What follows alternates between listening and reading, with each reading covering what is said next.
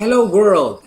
Good evening, good morning, and good afternoon, depending on where you are.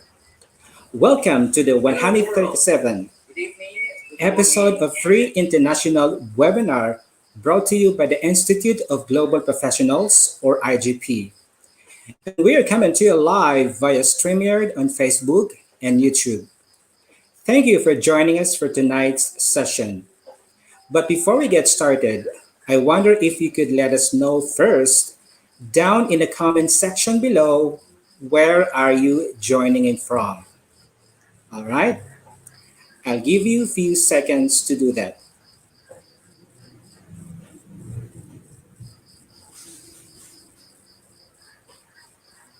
All right, for those who are just joining in, welcome.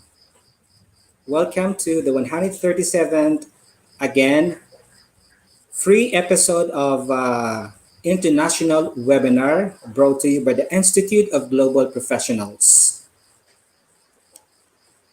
All right, so we've got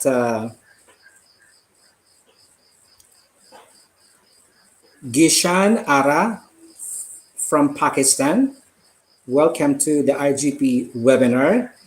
And also we've got here from General Santos City, Philippines, Kreza Batisel. All right. Okay, we've got Mary Grace Pilaes from, I think this is also from the Philippines. Bunch of our live attendees today are from the Philippines. All right. Again, for those who are just joining in, welcome to the 137th episode of Free International webinar brought to us by the Institute of Global Professionals. Again, for those who are just joining in, thank you so much for joining in and welcome to the 137th episode of Free International webinar. All right. At this juncture, ladies and gentlemen, it is my privilege to welcome you all to tonight's or today's webinar on empowerment through education. My name is Gafor Impanimbang, an assistant professor at Adjong Memorial Polytechnic State College here in Mindanao, Philippines. And I'm so deeply honored to be your host for tonight's session. And for those who don't know yet, the Institute of Global Professionals, or IGP, is an ISO certified training institute and a globally recognized, multi awarded international professional organization that provides free online and offline learning platforms for education and skills training, like the webinar that we're doing right now for students and professionals alike, backed by international speakers and coaches from all over the world. It is a nonprofit training institute dedicated to making it possible for anyone to study anything and anywhere for free online at any subject level. True to its mantra, feed your skill, it is IGP's mission to empower people by providing an overall learning experience that meets their needs and helps them to achieve life goals. We believe that free education, more than anything, has the power to break through boundaries and transform lives. All right? And before we get started, allow me to go through some housekeeping notes to ensure you can interact with our speakers for tonight's session. You will have the opportunity to submit text questions, all right, by typing them in the comment section down below. The speakers will be answering questions through chat and only through chat. So please type them in the chat box below. You may send in your questions using the comment section down below at any time during the presentation. We will collect those questions and will be addressed those questions during the Q&A session at the end of tonight's event. Your questions will be posted on the screen and I will be reading them out loud for the speakers to provide their answers if time permits. And if you would like a specific questions or if you would like a specific speaker to answer the question, please mention the speaker's name, then the question. Sound good? All right. Throughout the presentation, you will see a couple of questions pop up on your screen that would allow you to get engaged with us while the webinar is going on. And we appreciate you guys answering those questions coming up. Today's or tonight's session is being recorded to be available for viewing post-conference on our Facebook page and our YouTube channel. That's Institute of Global Professionals. We are using our FB page and YouTube account to store webinar recordings and make them available to the public. After this session, we will be uploading it on our YouTube channel for you to watch a replay in case you want to review anything. And we would appreciate you guys if you could please consider hitting the subscribe button and ring the notification bell for you to get notified every time we upload a new webinar video every other day.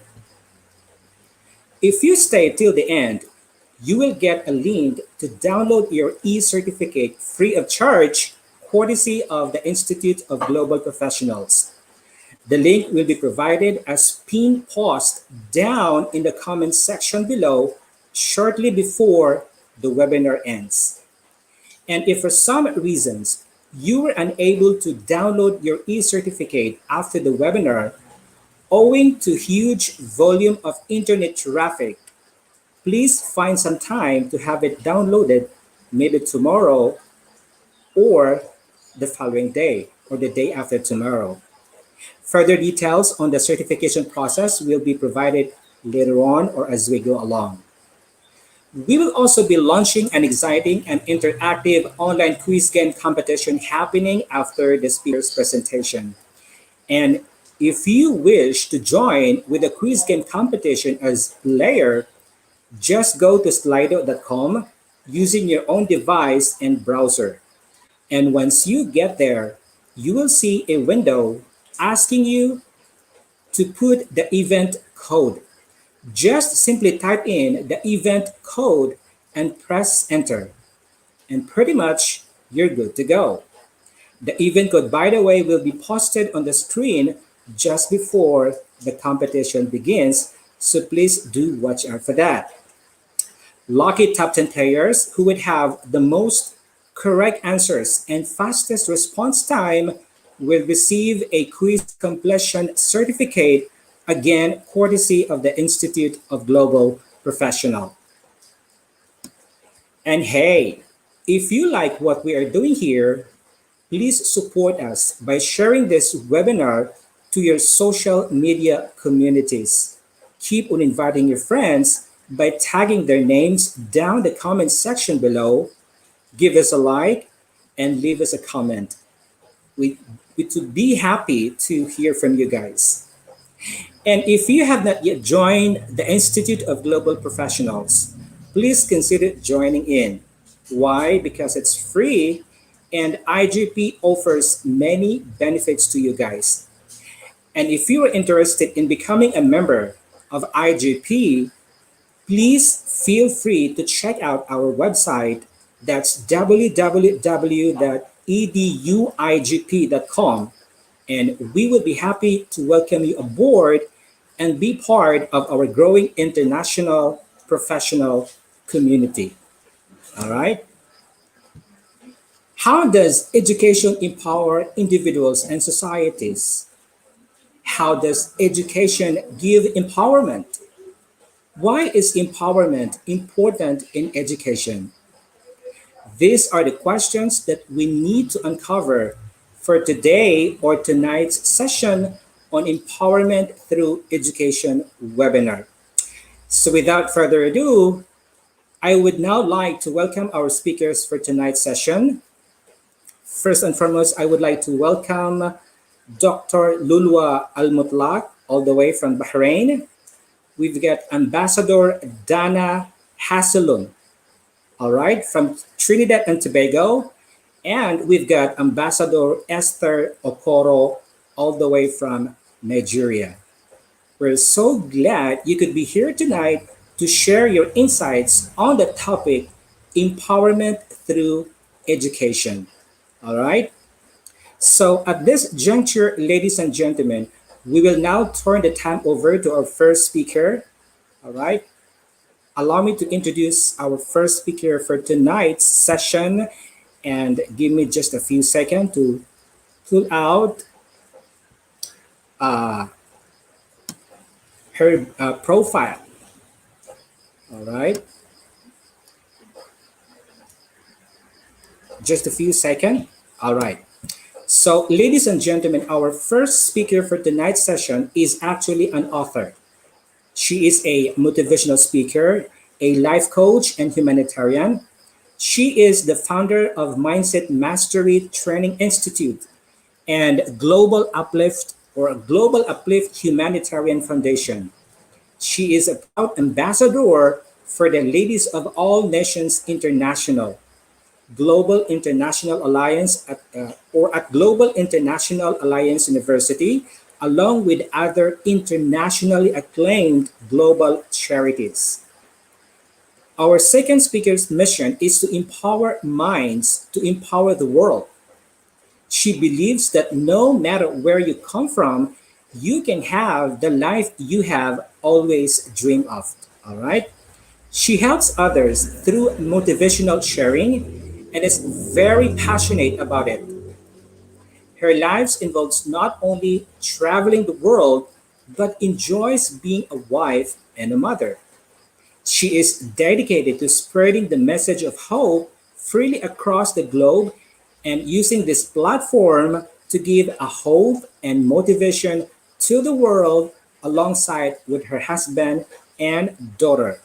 So, ladies and gentlemen, here to share her take on the topic empowerment through education, please welcome Ambassador Dana Hasselum.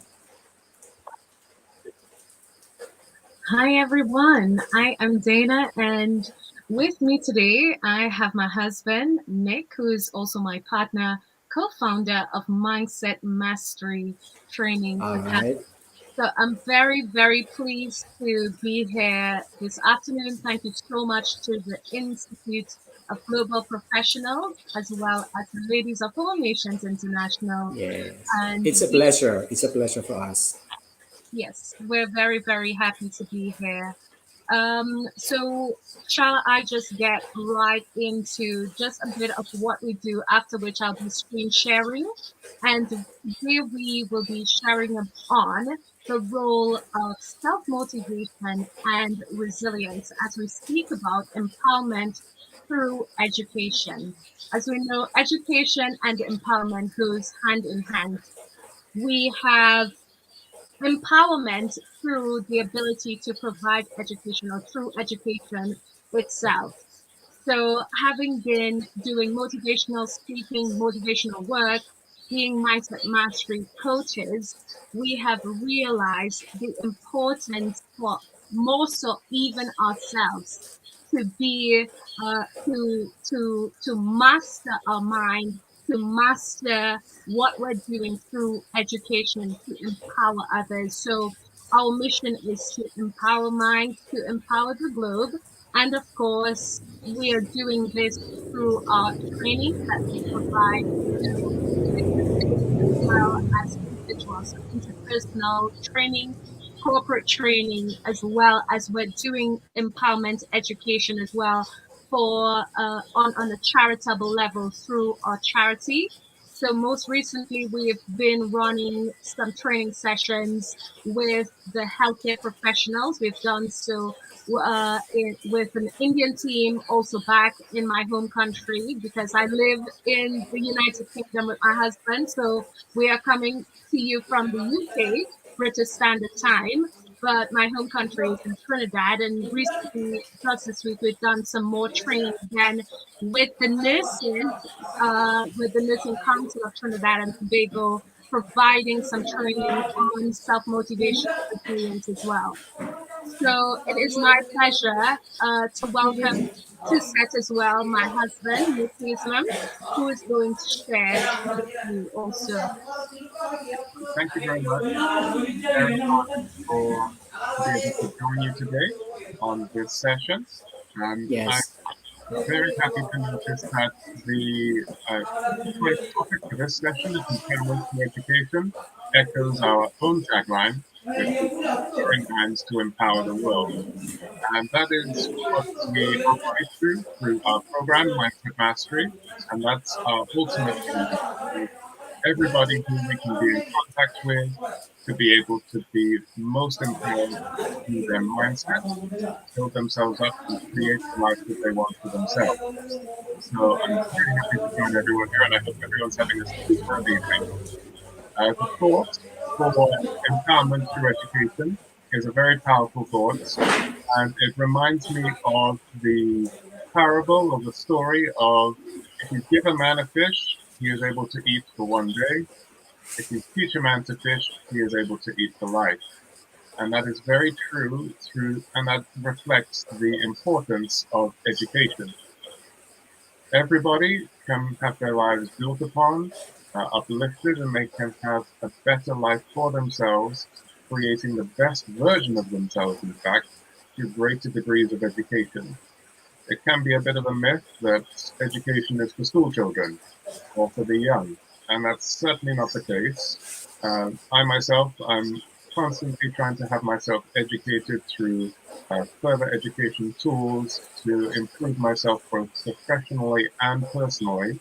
And that echoes what we try and do through Mindset Mastery, which is our program that we are co-founders of, my wife and I. Mindset Mastery is intended to be a collection of our understanding and our tools and strategies to make the best version of life for yourself. So it's a case of building. You are a builder and an architect of your life, and you are creating the practices, the skills, and the habits to achieve all that you want in life. So you are the author of your story and the designer of your life. So once again, thank you very much for joining us. I hope you have an excellent evening or day.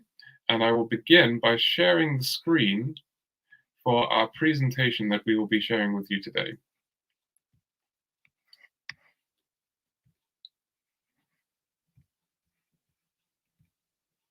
All right, so that should be our presentation.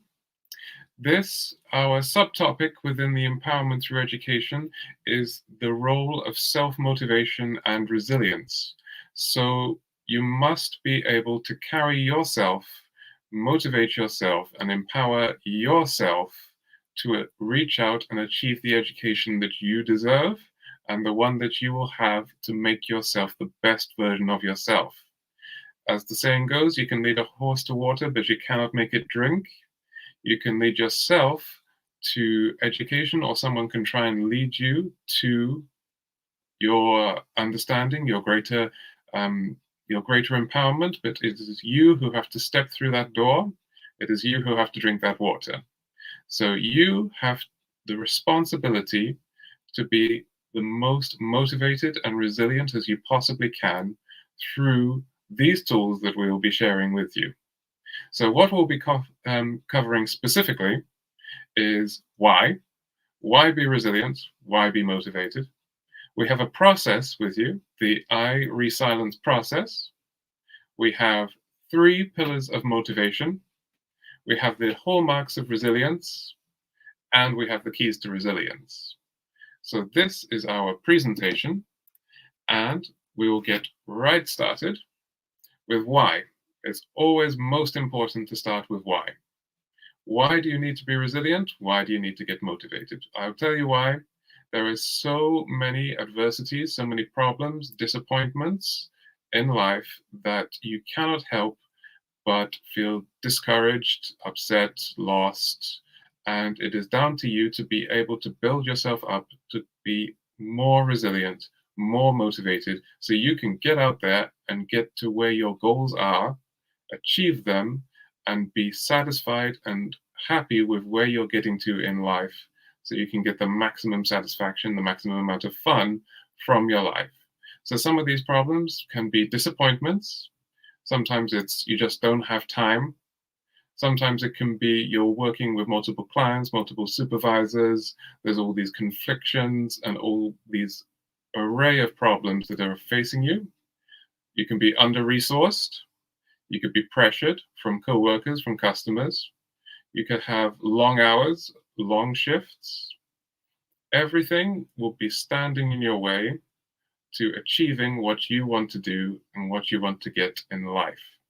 So this is the importance of being resilient.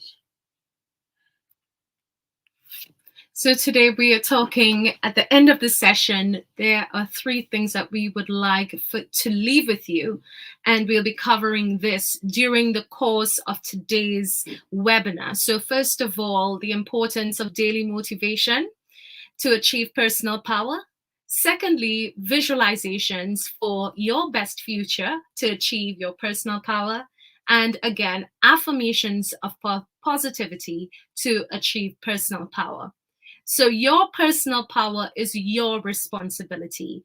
And the fact that you are logged in here today says that you are ready and you want to enhance your resilience. You would like to enhance your self-motivation because, as we mentioned, self-motivation is something that we need. We all need it.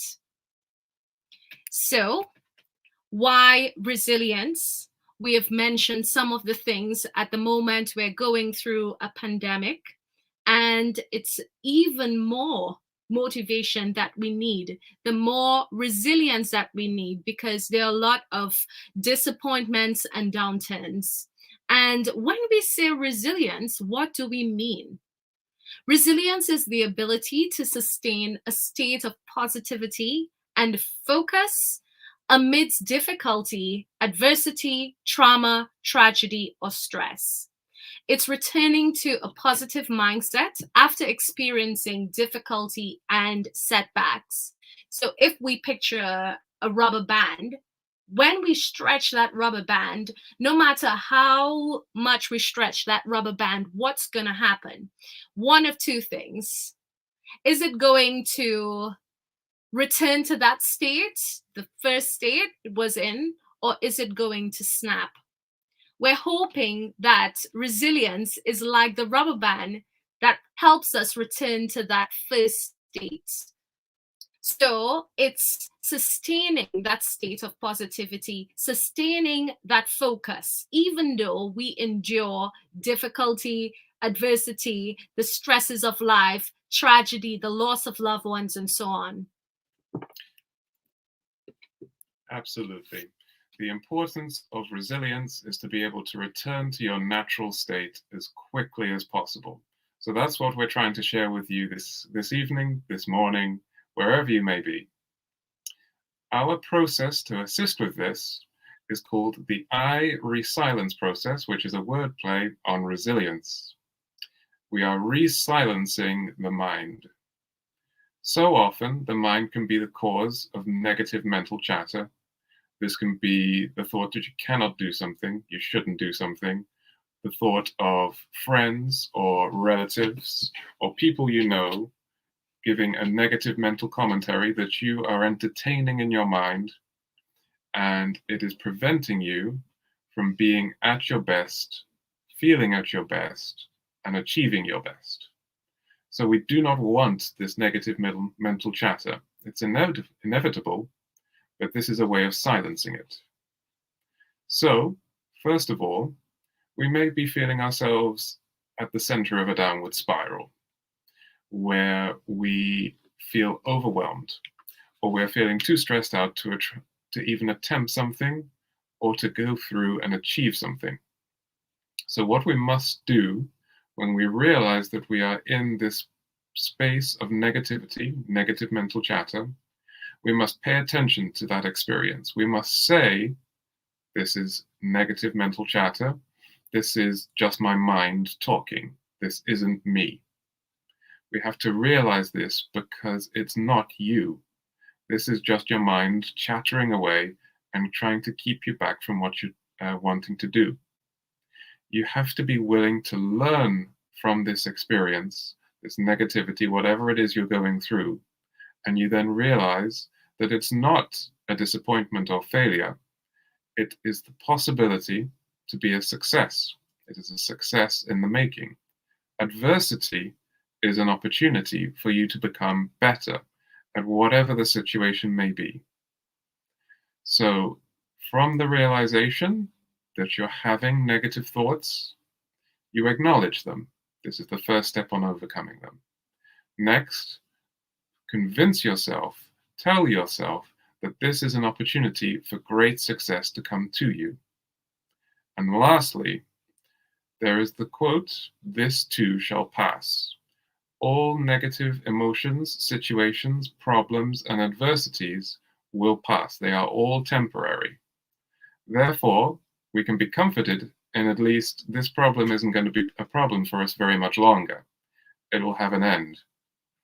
With these tools, you can realize that what may seem an impossible problem is something that can be overcome. So I say again, you first have to recognize the problem. Then you have to give or take fault. It may not be your fault that this has happened, but you have to accept the reality. You have to realize that this is the situation you're in. This helps you to take responsibility and take the issue from something being abstract and impossible to deal with to something practical and something that you can deal with yourself, something you can fix. Next, get support. As much as possible, get support. Be that from mentors, colleagues, friends, family, even on these channels, even on YouTube, even through podcasts. There is always support available. And you can go ahead and you can get your support, get your mental structure in place so that you can go ahead and deal with the problem that is arrayed before you. Next, refocus and re-energize. You have to give yourself the focus and power to next take action. This is the final step, and you must take action to overcome what the problem is. This is the resilience process. And next, there are the 3 pillars of motivation. Motivation. When we hear motivation, I often think of the importance of motivation, and it's almost the foundation of our lives. When we wake up, we need motivation to get out of bed. When we get going for the day, we need motivation to meet people, to interact. We need the motivation that it takes to go through and to get through the challenges of the day. So there are pillars to motivation that we've developed to help everyone. The first is a goal, and the importance of a goal is there. There must be a goal for you to aim for. And that goal deserves to be written down, visualized, and seen good as done. Without a goal, we're just moving about very aimlessly a lot of times, isn't it? So writing down a goal is very important. Visualizing it is important. Ensuring that it's written down is half the work done already. That's what I was once told. A wise man said it, and it's very true. Keeping a book with your goals also help. So I would say by having a goal, if we have a goal, we have something to be motivated about. It serves to help us to go through the day. This is what I'm working towards. This is my aim in life. These are the things that I would like to accomplish. Therefore, I am working towards this. And this is my motivation. Having said that, we're moving on to a why. A motive for your motivation.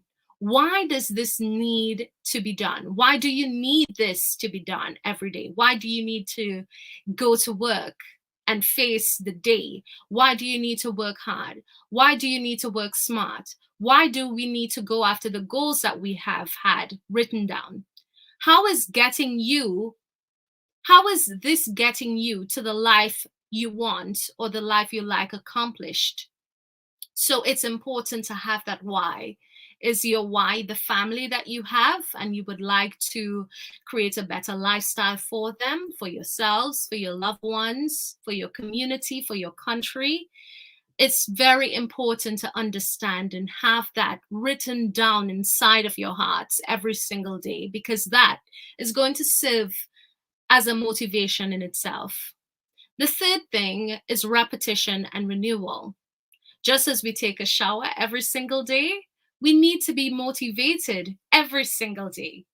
We need to revisit and update our goals every single day. Listen to inspirational speakers. Get the support that you need from mentors and people in your life. This channel, the Institute of Global Professionals, that's excellent. You can follow the ladies of all nations as well. You can follow us. It's very important. You can go online. There are so many resources, inspirational resources to your disposal. And it's important that we feed ourselves with motivation to get it out. Whatever you put in is what you get out. So if we feed ourselves motivation, therefore, we will have motivation every single day. It will be fuel as we move along. So there are some hallmarks of resilience. And this, as you can see, we're flipping from self-motivation to resilience, resilience to self-motivation. And why? Resilience and self-motivation, they work hand in hand. Without self-motivation, we do not have resilience. So I'm going to pass it over to my partner, Nick, who's going to take us through these hallmarks. Thank you very much. I would just like to emphasize a point. Your goals deserve to be written down. Some of you may have heard of a vision board. That is a board where you would stick little pictures of what you want to achieve, and you must revisit those every single day. It's fine if you write it down. There's no problem with that. But you have to give the goals enough respect to be revisited day after day. If you say that you want to start a business or you want to achieve something in life and you say it once, you will forget it by tomorrow. So write down your goals. That is what they deserve. The hallmarks of resilience: you must challenge yourself and put creativity to work. When you're creative, it feels so much better to be able to engage and deal with a problem. So creativity and fun is something that you should really look to try and achieve as much as possible. And creativity comes in all guises. It doesn't have to be artistic. There's creativity in everything, and there's beauty in everything. So if you can see the beauty in what you're doing, you're on the right track. Next, stay focused. It's important to be able to stay on your why. Get that motivation to continue, because if you lose focus, that is when you start to lose progress. And then that issue begins to snowball and become compounded. So as much as possible, stay focused. Reflect on your progress. Why I say it's so important to write things down on your goals is to be able to reflect on them effectively. Do not forget your physical and mental health. This is very important and often neglected. You have to understand your limits, and you have to give yourself all the tools you need, be that through nutrition, be that through physical exercise, be that through education. You have to be able to keep yourself sharp and moving forward in order to be your best version of yourself. Practice mindfulness daily. Resilence your mind. That resilence your mind process that we mentioned previously is an aspect of mindfulness, which is the awareness of what's going on in your mind. All too often, you may have chatter, You may have thoughts which are not productive to you, but you are in control of what you think ultimately. You have to give yourself a habit of positivity sometimes. Next, have fun and enjoy life. Too easily forgotten, but is most essential that you have the ability to enjoy what you're doing and not be a person who believes that suffering is just a hallmark of what existence is. It's sometimes very easy to forget that. Always remember, having fun is most important.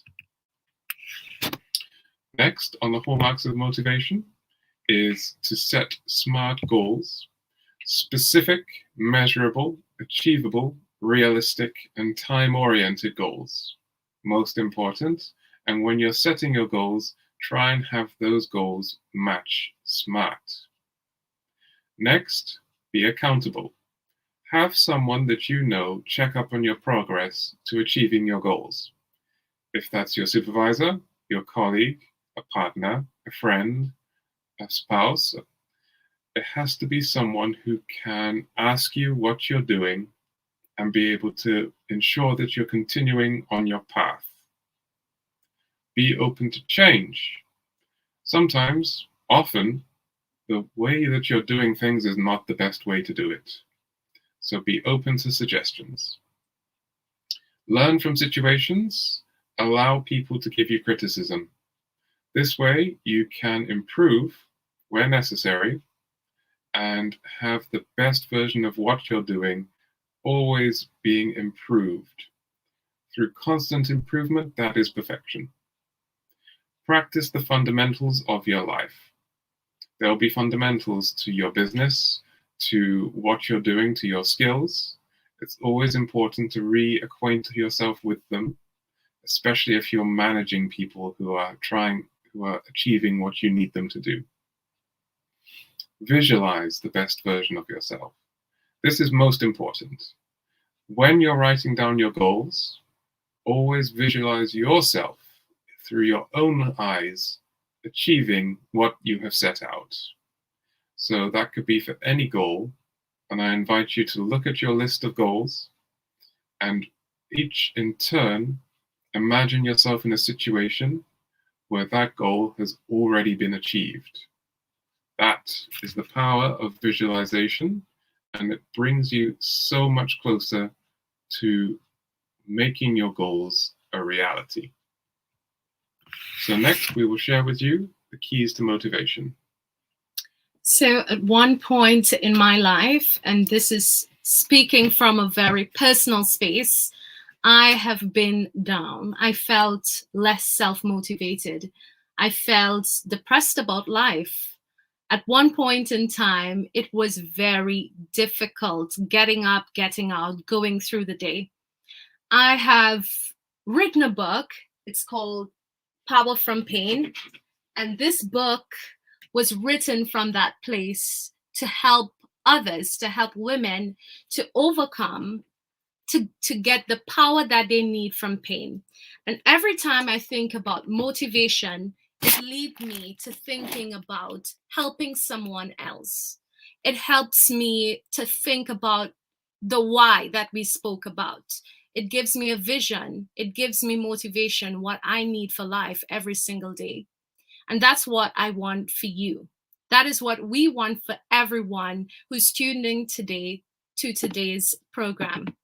So there are some key elements to motivation that we would like to share. And one of it is, instead of being overwhelmed, we're planning. We plan big, but we're starting simple. We need to start simple. There's a saying that goes, Rome was not built in a day. And it's important for us to understand the little things that we do every single day will create a big impact. So if you feel discouraged, if you feel like you're having a very difficult day today, just remember this simple step and that simple decision that you've made today to put in motivation is going to help you with your overall plan, with the big dreams, with the big goals that you have set out for yourself. You must take time to feed yourself with positivity. It's fuel to help us get going and keep going. You have to always take your motivation through these channels, through listening to positive people in your life, so that it focuses you on where you need to go. If you don't manage your mind will manage you. This is why we developed Mindset Mastery to help persons, to help corporations, to help communities just like this one to teach mindset mastery, because we understand the importance of mastering your mind. If you don't master your mind will master you. So we have to make that decision. We have to make that choice. And of course, we can do it. You can do it. You have within you the greatness that you need. You have within you the strength that you need. It's just harnessing it. And how we do that? Managing our minds, mastering our minds. You are responsible for picking yourself up again. This is something we mentioned before, and it is the theme of this presentation. Your mind will very happily go about its business of being negative, or giving you more stress, more problems.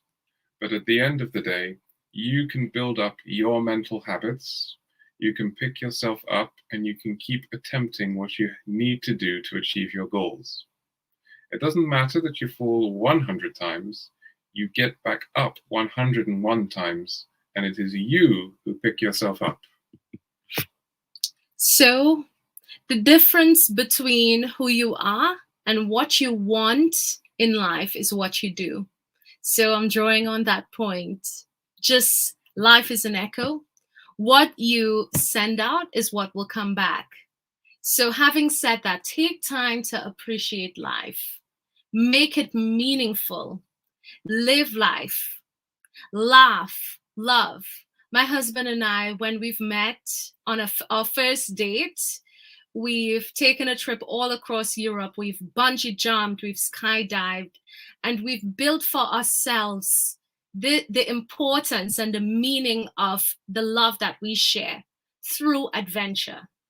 We've started writing a book, which will be soon out, the completed book, and the name of it is A Couple's Guide to Everyday Adventure. We believe it's so important for us to take time to experience life, to live, to laugh, to love. We've been all across the world, and we hope to achieve traveling to 193 countries by the end of our lifetime. And it's just that idea of making every moment of life something that's meaningful, even in the day-to-day, the simple things, appreciating a handshake, appreciating a hug, a smile, a laugh, a kiss. Those simple things makes life much more meaningful. So live life, laugh, and love. So, what we want you to take away from today's session is that you are personally empowered to achieve all that you want. You first must practice daily motivation. You need a shower daily. You need daily motivation. Point 2, visualize your best future. That's very important, to be able to visualize what you want to achieve in the first person through your own eyes, something that you want, and it'll become yours. Third, affirm positivity.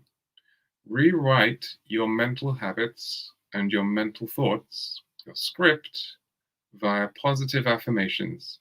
Yes, I can do it. I must do it. And that will be your cheerleader as you go through life to achieving everything that you want to. So guys, these are some of our tips that we have shared with you today. We're so happy that the Institute of Global Professionals and the Ladies of All Nations International have given us this platform to share with you some tips on self-motivation and resilience. And of course, we're very happy to continue sharing. And one thing that I've realized with personal power And with education, it's that when you're educated and you're empowered, you have that personal power, and you can use that personal power to pursue your purpose and to make meaningful impact in life, because that is what life is all about: making meaningful impact in whatever sphere you're in, within your family, within your community, within your country, and of course the world. It's so important for us to use our personal power to make this world a better place. One of the things my husband and we've really been committed to is helping the underprivileged communities.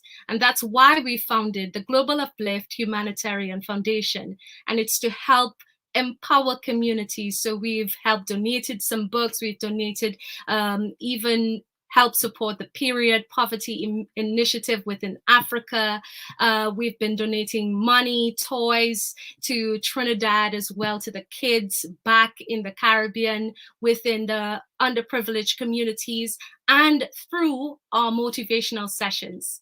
So I hope you guys enjoy today's session. We will continue giving back as best as we can. We will continue spreading the message of love, happiness, and hope, even to couples, through our relationship talk sessions that we've hosted quite successfully for well over the past year through the Ladies of All Nations International platform.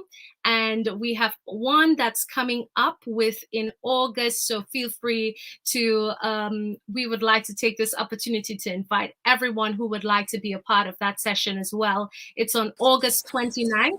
And we're really looking forward to really continuing sharing the message of hope. So again, thank you so much. Continue to shine. Remember, if you can dream it, you can surely achieve it.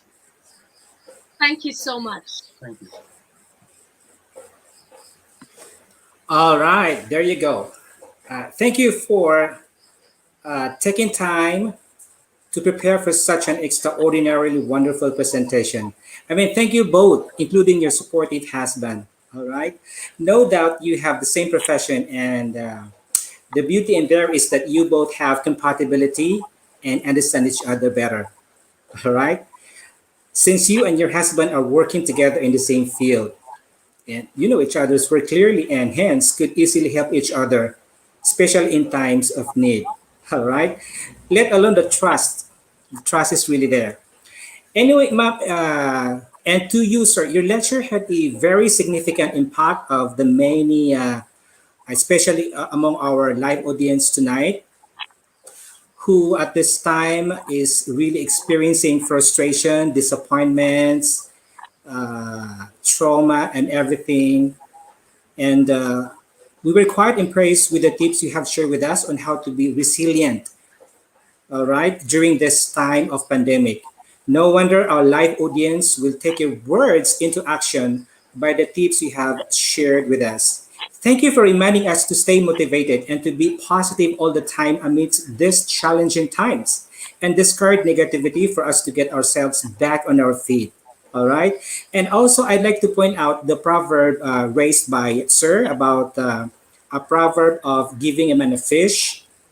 Do not give a man a fish, because if you give a man a fish, then you feed him for a day. Is that right?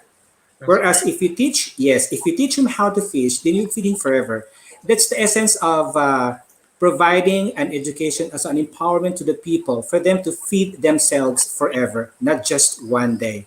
Such a very profound statement. Anyway, sir, we truly, and ma'am, of course, we truly appreciate great lecturers like you. We are hoping to have you again in our next series. All right. Again, great. thank you so much for spending your time with us. Thank you. All right. Okay, so ladies and gentlemen, join me in thanking Ambassador Dana Hasselum together with her supportive husband. All right. So if you have any questions to Ma'am Dana and to her husband, just type it in the comment section below, and we will bring that up during the question and answer portion later on. All right. So At this juncture, ladies and gentlemen, let's now move on with our second speaker for tonight's session. All right. Allow me a few seconds to pull out her profile. Okay, here we go. So, ladies and gentlemen, our second speaker for tonight's session is actually a wife, a mother, and a lover of Christ. She is actually a healthcare professional, a general manager at Gallison Contractors Limited Company, a chief executive officer at Ivonte Absolute, and a founder of Excellent Women Organization and global ambassador of Commonwealth Entrepreneurs Club. All right. She is an advocate for peace with great passion to empower the underprivileged in the society, especially women and orphans. She has volunteered with several organizations to create a better world, including Ladies of All Nations International in United Kingdom. With her passion, she has organized several projects, including the ongoing empowerment of 10,000 women in 6 months. She is also a multiple global award winner. Her vision is to empower at least 1,000 people per year by teaching them skills. She hopes to establish a free vocational center around the world where the underprivileged can be empowered with skills. So, ladies and gentlemen, here to share her take about the topic empowerment through education, please welcome Ambassador Ogenetiga Esther Okoro. I hope I pronounced it well. Yeah, you tried, but it's Ogenetega. Oh, Ogenetega really? Okoro. Ogenetiga. All right, Tega. here we go. Yeah. Thank you Okay, here we very go. much. Thank you very much. I'm pleased to be here today, and it's an honor to be in your midst. Thank you to the leaders of this platform, and thank you to our live guests. I want to say I'm honored and humbled to be here today, to be in your presence. Good morning, good afternoon, good evening, depending on where you're joining us from.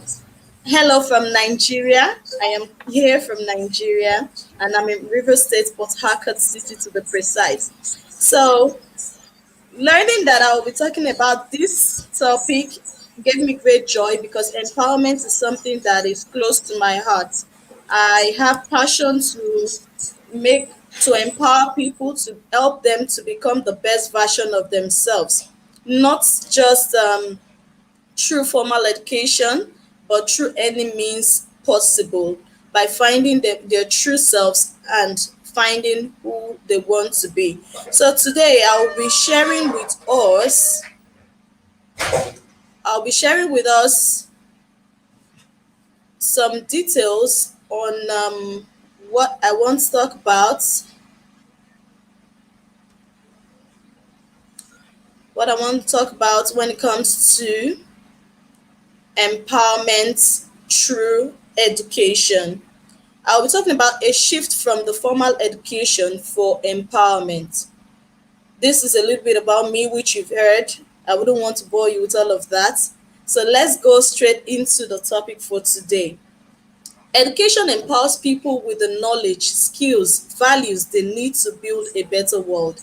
It is essential to achieving the best out of life.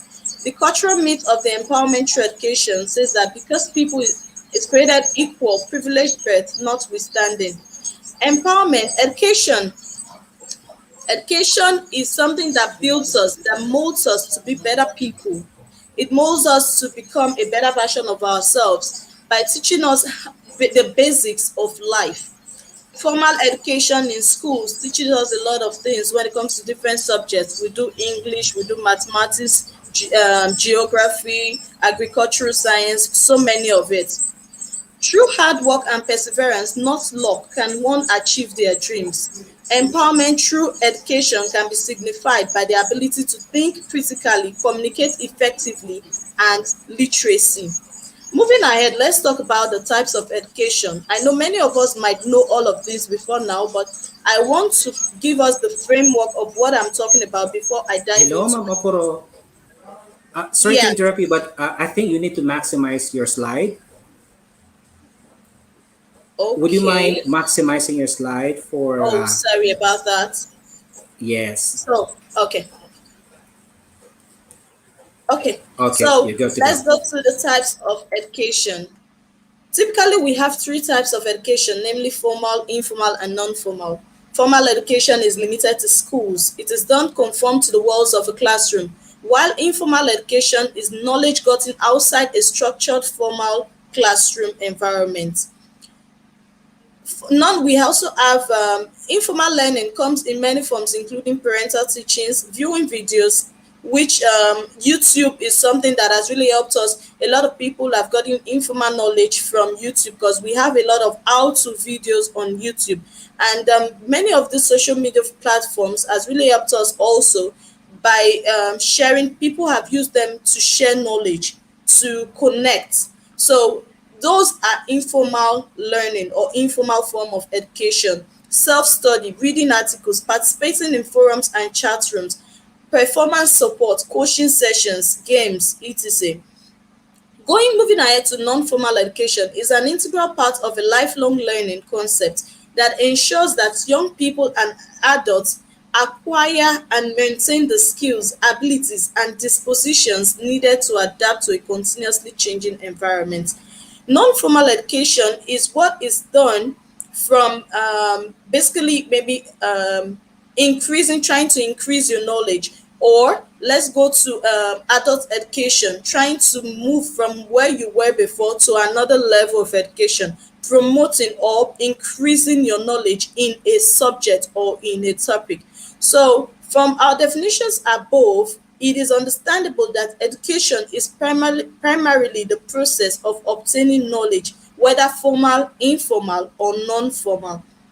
This brings us to our next item, which is empowerment. What is empowerment? This is the process of becoming stronger and more confident, especially in controlling one's life and claiming one's rights. When you are empowered, you are a different person from the person you used to be. You tend to have confidence, you tend to have high self-esteem, you tend to believe in you, because an empowered person is a person who has a great vision, who sees a better version of his or herself, who sees his or herself as a person that can achieve anything with anything. Basically, the reason for education is empowerment, as is an avenue through which knowledge is gained.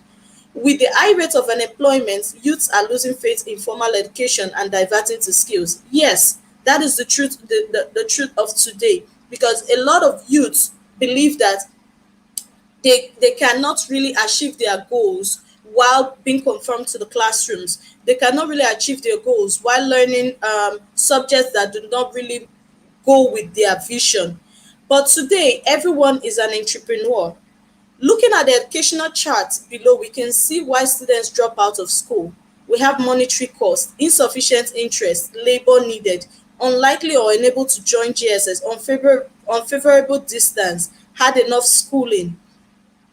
There are so many reasons why, but we're looking at monetary cost and insufficient interest. The monetary cost, which is 32% of reasons why people drop out of school, is is a reason because many of our formal schools today tend to be very expensive, which parents are unable to meet up with, because they don't have enough finance to pay for this education. But are we supposed to leave the students out of school? Are we supposed to leave them away from school? So if the students are in school, how are we supposed to ensure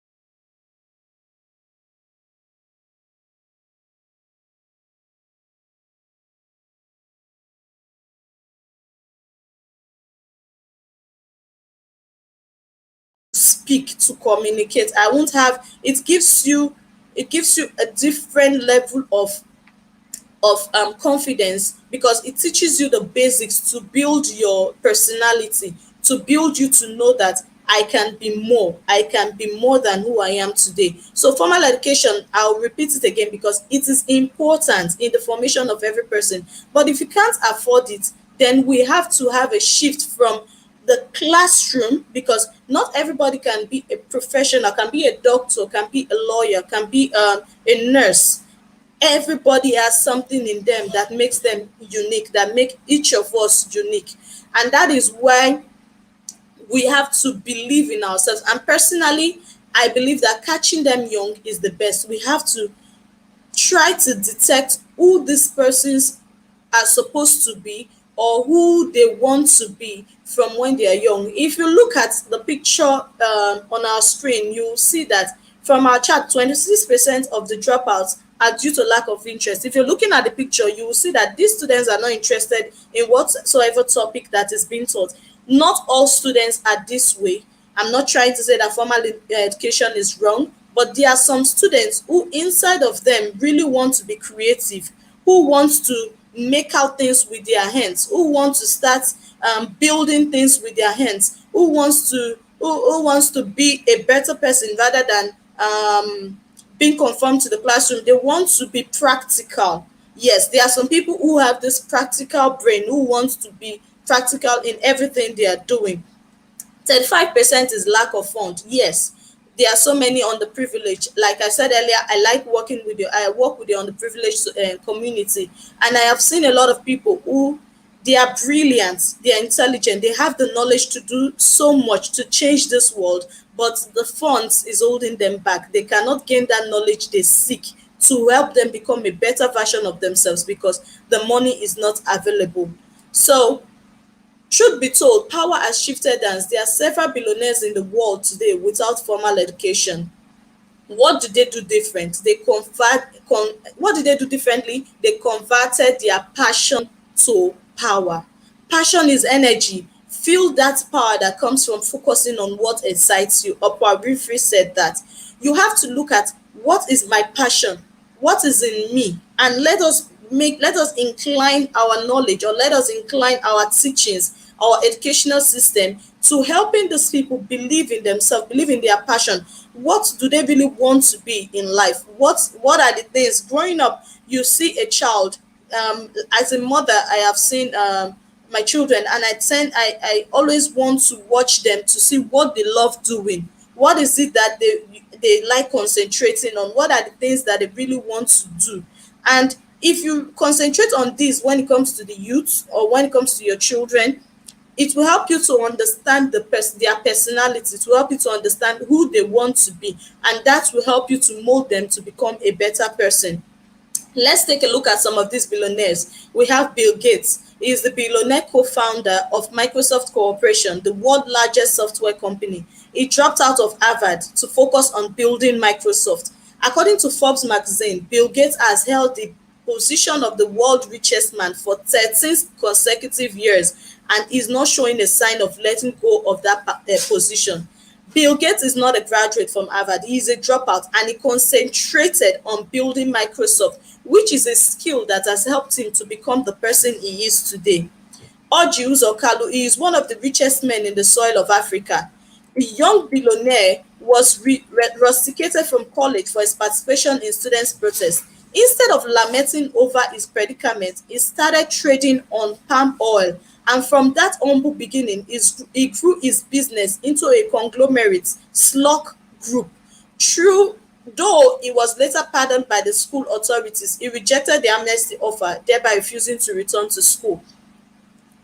Li Ka-ching, billionaire owner of Hutchinson Wampao, one of the largest conglomerates in Hong Kong, with operations that span over 50 countries and more than 220,000 staff worldwide, dropped out of school at the age of 15 and started out by selling watch bands. We have Richard Branson, best known for his adventurous spirit and outrageous business tactics. He dropped out of school at the age of 16 to start his first successful business venture, Stud Magazine, bought his own 79-acre Caribbean island where he was just 24, and he was knighted in 1999.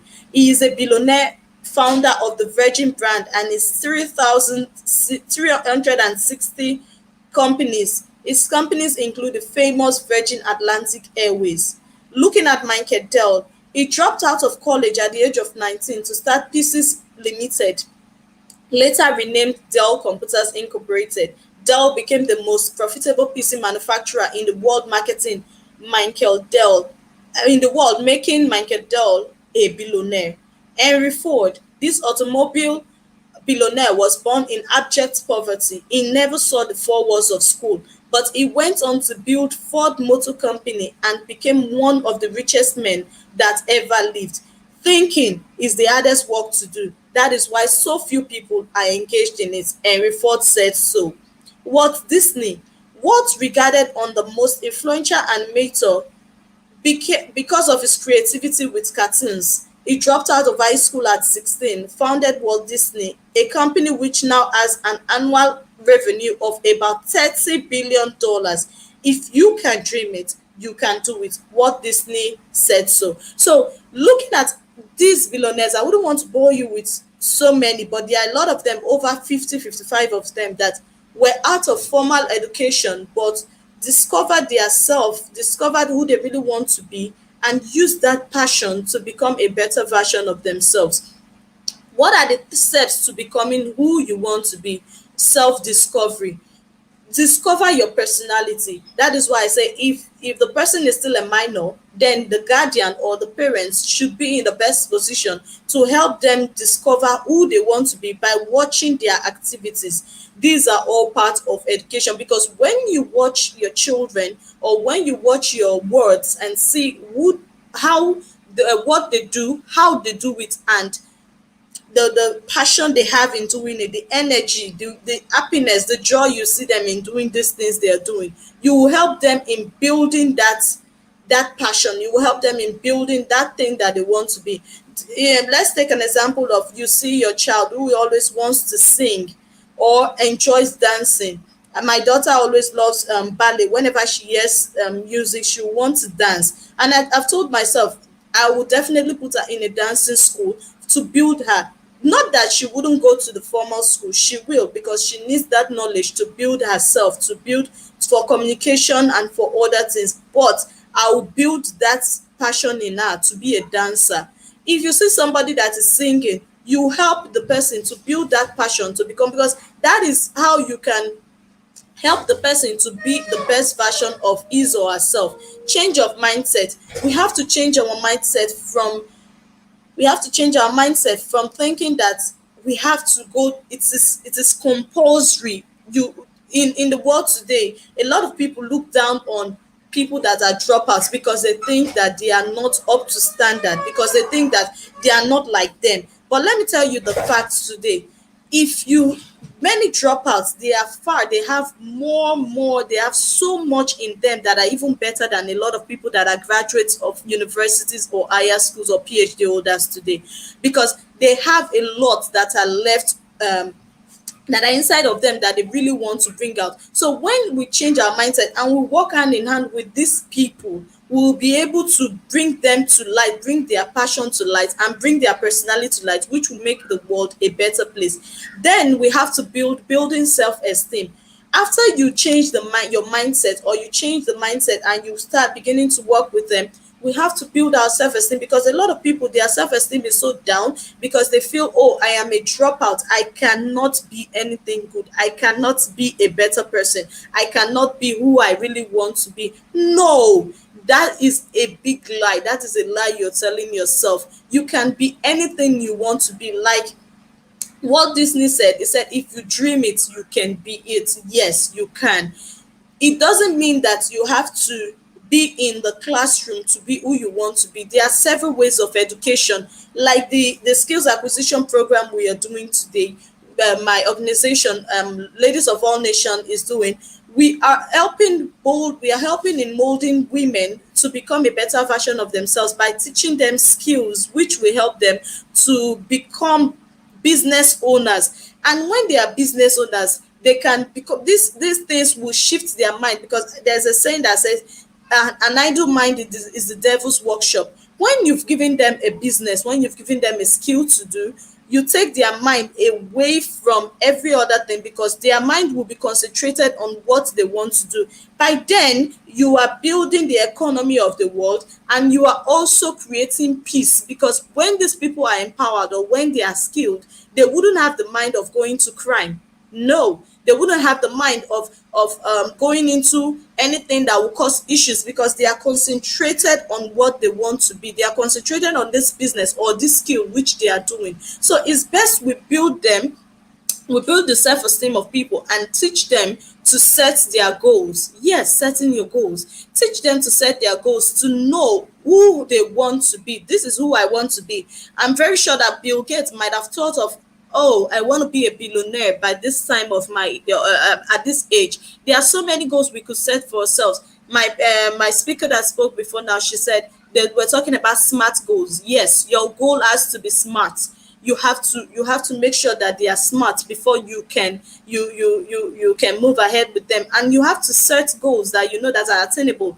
Yes, these are all about setting of goals. You have to set goals, not when you know you're still at the scratch, you haven't even gotten to any level. You tell yourself, okay, in the next 2 months I'm going to be a billionaire, when you don't know where you're going to with that. No, those are not attainable goals. Those are not goals that you really want to set for yourselves. You can't tell yourself that tomorrow, like I see so many people on Facebook or on social media, they will say, and when you type amen, you're going to receive money tomorrow. Hey, darling, it doesn't work that way. You have to work hard to become who you want to be. You cannot sit down and money comes to you. You cannot sit down and things fall on your laps. No, you have to set your goals. You have to work towards them. And working hard, that brings us to working hard to achieve it. You have to work hard to achieve what you want to be and who you want to be.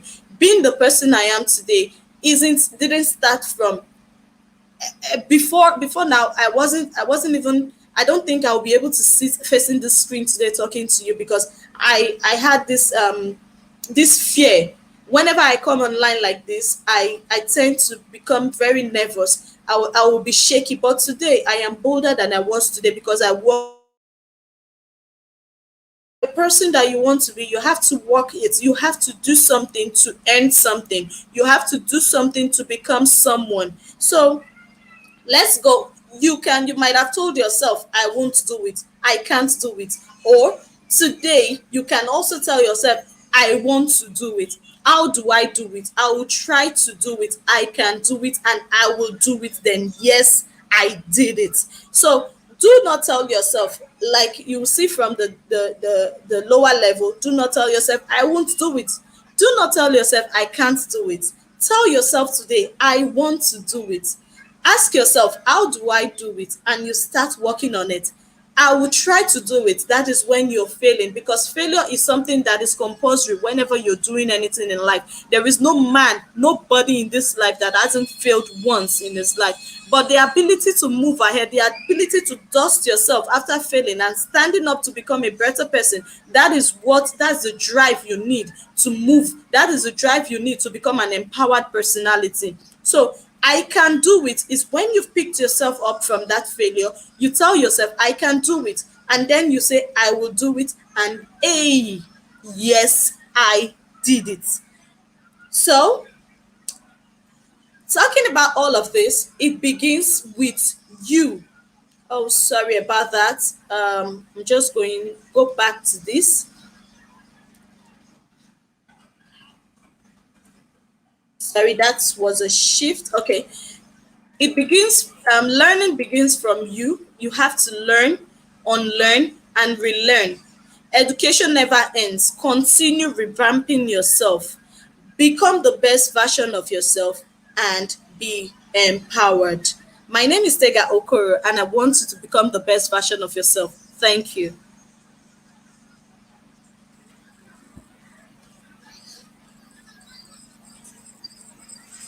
All right, there you go. There you have it, ladies and gentlemen. Ambassador Esther Okoro. I'm sorry, but I think I don't need to Say it again. I mean, your first name. I'm afraid I might butchering all along.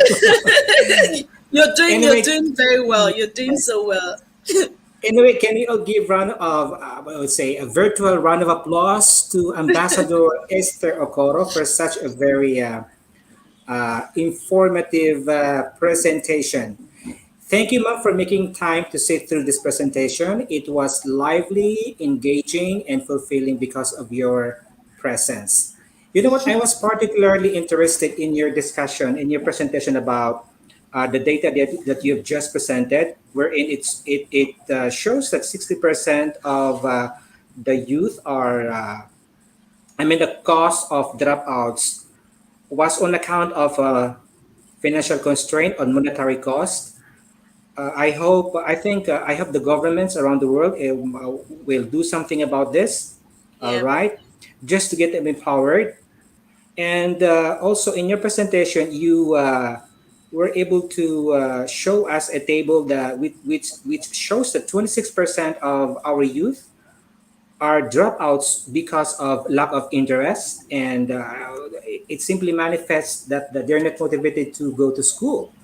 So that's why I'm saying probably the governments around the world should do something about this. So I think also the CSO or the non-government organization also plays a very significant role in this kind of issue. I mean, we have to Yeah. reach out to these people, to the youth, and give some motivational talk for them to get back to school. Otherwise, they will not be empowered, and they will not become strong. They don't have more confidence anymore, as you were claiming in your lecture, and most probably they don't have the ability to control their life because of the absence of education. All right, and I was quite impressed with your discussion on the passion to power. It simply, the way I understand is that people can actually be successful in life despite of having no formal education. Is that right? Because you cited an example of some famous people, like the one like the Bill Gates. Bill Gates was actually a Harvard dropout, but despite of being dropped out from Harvard, he's now considered to be one of the uh, famous billionaires around the world. It might be because of his passion, all right? The power in his passion that he was able to develop. Yeah. He Yeah. most probably he managed to have a self-discovery, as you were claiming. He Yeah. he has the positive mindset, and Yeah. for that reason he was able to ultimately build his self-esteem. Yeah, All right. what I was trying to bring out of that is that due to the factors affecting dropouts, you like Yes. if there is no money available or government is not available, like you were saying, government might be available to help, but government might not really get to the grassroots to help people. So by the Yeah. time you do not have access to these funds or you do not have access to formal education, do not let your self-esteem drop. Do not let your There are several other ways you could get educated and be Yes. empowered. You could be educated with skills, and Yes. and when you're educated with skills, you could be empowered because you could use that skill to become a better person. So Very well said. why I cited those examples, because I'm trying to tell our viewers today that these people did not let school hold them back, because E- you being empowered is not only about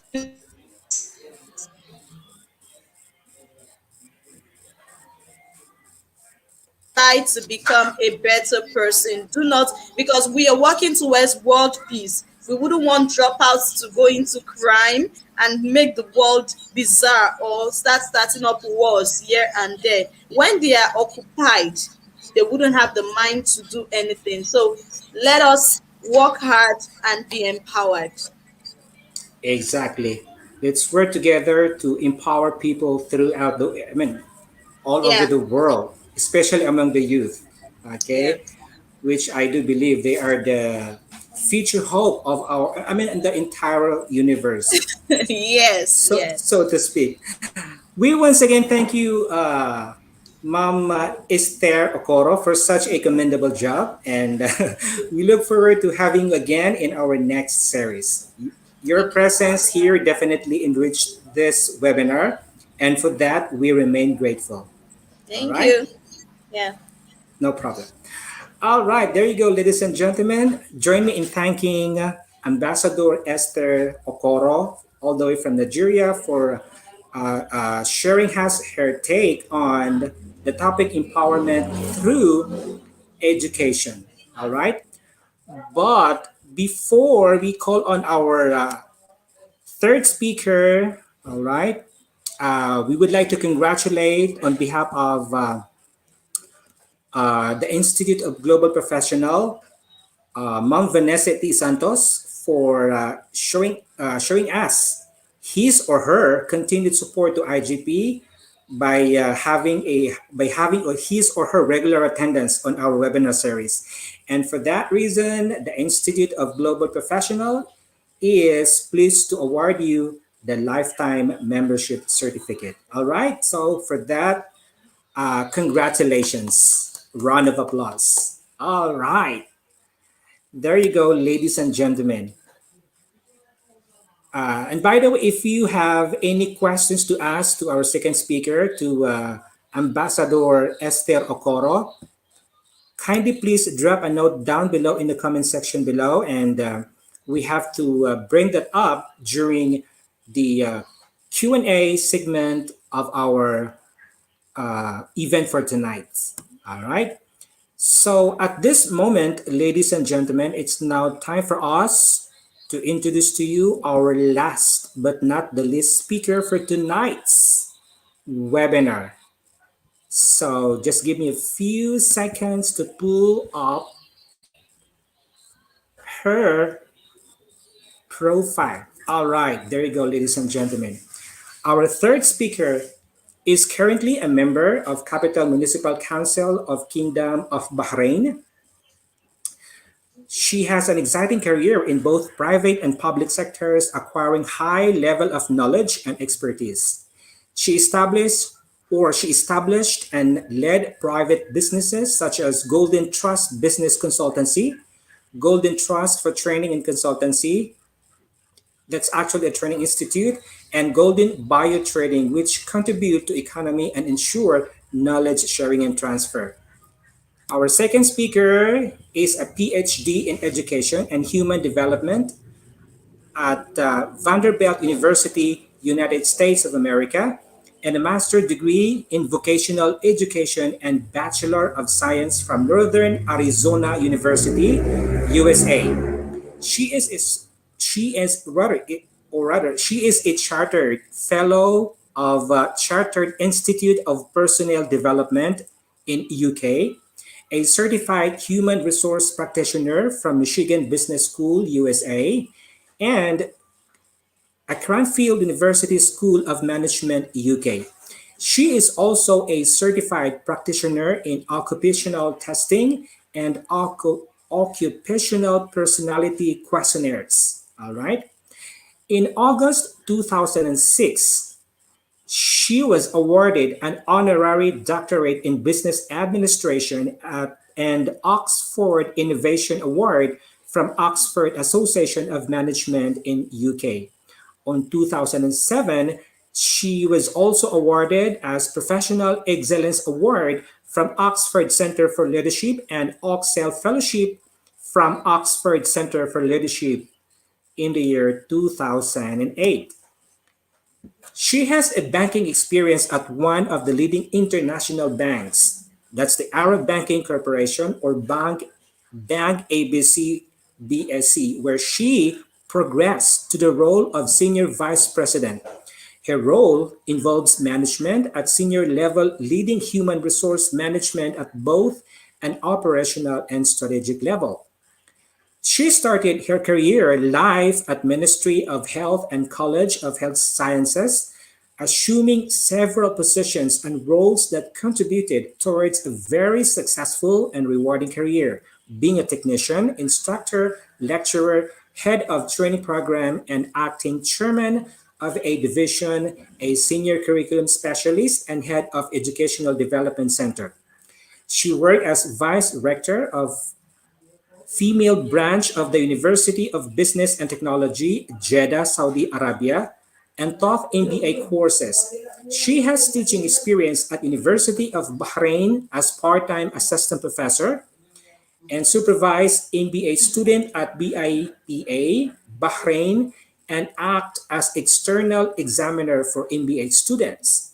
She is also involved in teaching courses at Bahrain Institute of Banking and Finance, being a part-time faculty. Furthermore, she has attended intensive professional training programs that have provided her with advanced executive knowledge and skills that enhance her contribution and delivery of business results. On December 2015, she was awarded by Her Royal Highness Amira Sabika bint Ibrahim Al Khalifa for being a Bahraini woman who have reached or who has reached a senior position in the banking and financial sector.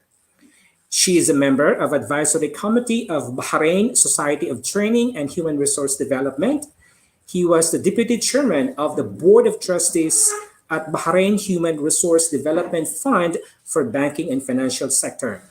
Throughout her years, our second or third speaker rather, officially appointed at the Supreme Council of Women's Economic Committee and Women Empowerment Committee as vice chairman and chairman of the Training, Human Resource and Education Committee of the Bahrain Chamber of Commerce and Industry. She has also served as president and board member of some professional societies in Bahrain and Saudi Arabia by election.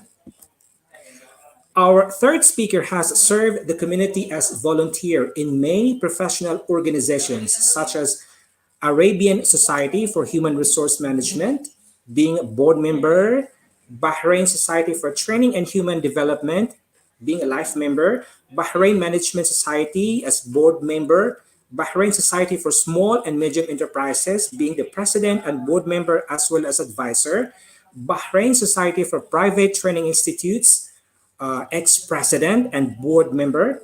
The above roles provided her with the opportunity to represent different entities as a representative, keynote speaker, presenter, and chairperson in several local, regional, and international human resources, business, and leadership and management events. Moreover, she is a member of International Coaching Federation or ICF, a certified advanced coach and accredited small enterprises consultant. At global level, she is a global advisor of Ladies of All Nations International or LOANI, head of Arab World Division of International Youth Society or IYS, and an editorial board member of Human Resource Development Review or HRDR Journal of USA. So, ladies and gentlemen, join me in welcoming our third or last but not the least speaker for tonight's session,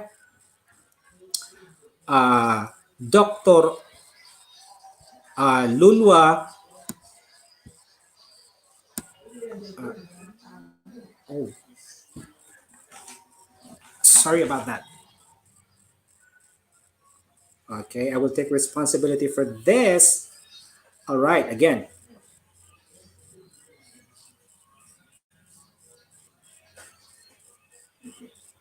All right, so again, we would like to welcome our third speaker for tonight's session, Dr. Lulwa Al Mutlaq. All right, to share her discussion on the topic education for empowerment or empowerment through education, rather. It's so nice to have you here, Dr. Lulwa Al Mutlaq, all the way from Bahrain.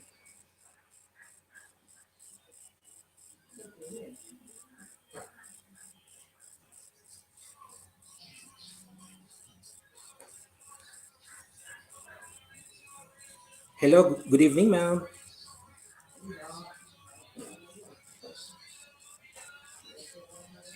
Good evening. I'm trying just to share the presentation. If you allow me, Yes, please. yes, the floor is yours now. Let's get straight to the content of your slides. Yeah, thank you. Thank you. Can I get help with that? Yeah, trying to my slides.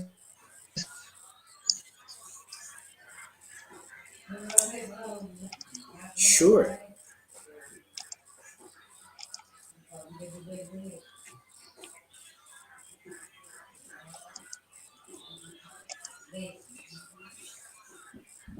Oh my God, it's got again to this. Ma'am, is it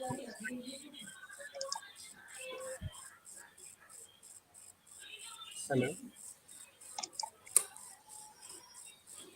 Sir, go for am I audible? Yes, yes, sir. Hello? Yeah, ma'am. First of all, exit from exit, then just open your PPT. And there's a problem. Uh, yes, mom, if you have the prepared slides, Oh, kindly look oh, for oh, oh, the oh. She, icon. I think she mm, put some word that is stop share in instead of leave studio. I see. I Okay, see. no problem. She will join again. Okay, so we apologize for the convenience that our third speaker is still preparing for her slides to appear on the screen. All right. So while our third speaker is preparing for her slides, just a quick reminder to all of our live audience that if you have questions to our first and second speaker, better yet, type them in the comment section down below. All right. And then our team is closely monitoring the chat box below to collect your questions. And then we have to bring that up during the Q&A segment of our webinar for tonight. I think our third speaker, Dr. Lulwa, is finally back. And I'm trying just to get yeah, sure, ma'am. share. You Yeah. have, yes, take your time, ma'am. You have all the time in the world. All right. So after the presentation of our third speaker, then up next is going to be our online quiz game competition. So please do prepare for that, guys. All right. The code for the slido.com quiz game competition is now being projected on the screen. Ma'am, ma'am, All right. uh, ma'am, not there, So please not there, do copy that not one. there. Can Just I? minimize, Okay. just Sorry. minimize it. Okay. Just minimize it. Minimize the StreamYard part. Then go to your PPT. Minimize which Minimize. Yes. one? Yeah, this one. This step. Minimize this step at the top corner This right one? side. Yeah, Which one? at the top This corner one? right side. Minimize it? Top corner right side. To I cannot minimize see Top it the, the corner. here? video. Top corner. Ma'am, Okay. top corner. No, no, no. Yeah, just now open your PPT. Now open your PPT. Yes. Yeah, where to go Uh, now? Yeah, you can okay. check it on bottom part. Kindly look for the icon sharing the screen, and then you Ma'am, simply not in click that. screen. Ma'am, not in screen. At the bottom part, at your menu bar. At your menu bar. No, no, no, no, no, no. Don't click Hmm. on stop share. At your menu bar. I saw that. Your PPT is open now already.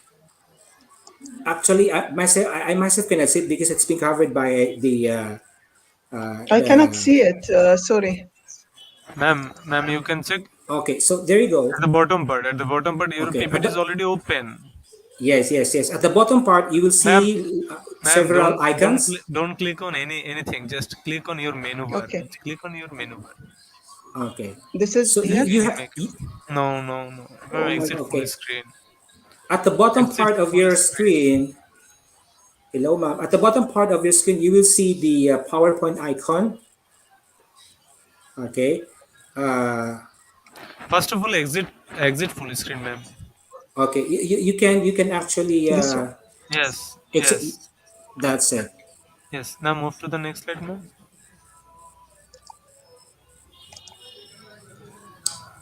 No, no, All right. ma'am, you don't need to move. Don't need to move there. Just open your PPT, ma'am. Just open your PPT. You have to stay in Okay. your PPT slide. Yeah. Make your Yes. slideshow. This one is okay At now? the Is it Yeah, okay yes, now? yeah, yeah. yes, at the bottom part, kindly click the PowerPoint icon right at the very bottom of your Yeah. Now is it screen. okay? Now is it okay? Now is it okay, ma'am? Oh no. Okay, shall I Okay. leave it like this? Okay. No, now, Okay. now, The ma'am, you are, colored. ma'am, just open your PPT. Nothing. You don't need to do anything in this screen. Just in Yes. open your Okay. PPT. Yeah. Just Yes. slide. Okay. Just Make a open your slideshow. slide. Did All you right. see the Okay. PowerPoint icon at the bottom part of your slide? It's Yes, yes, colored yes. orange. Okay. Okay. You simply click that one, and then I think you go to go.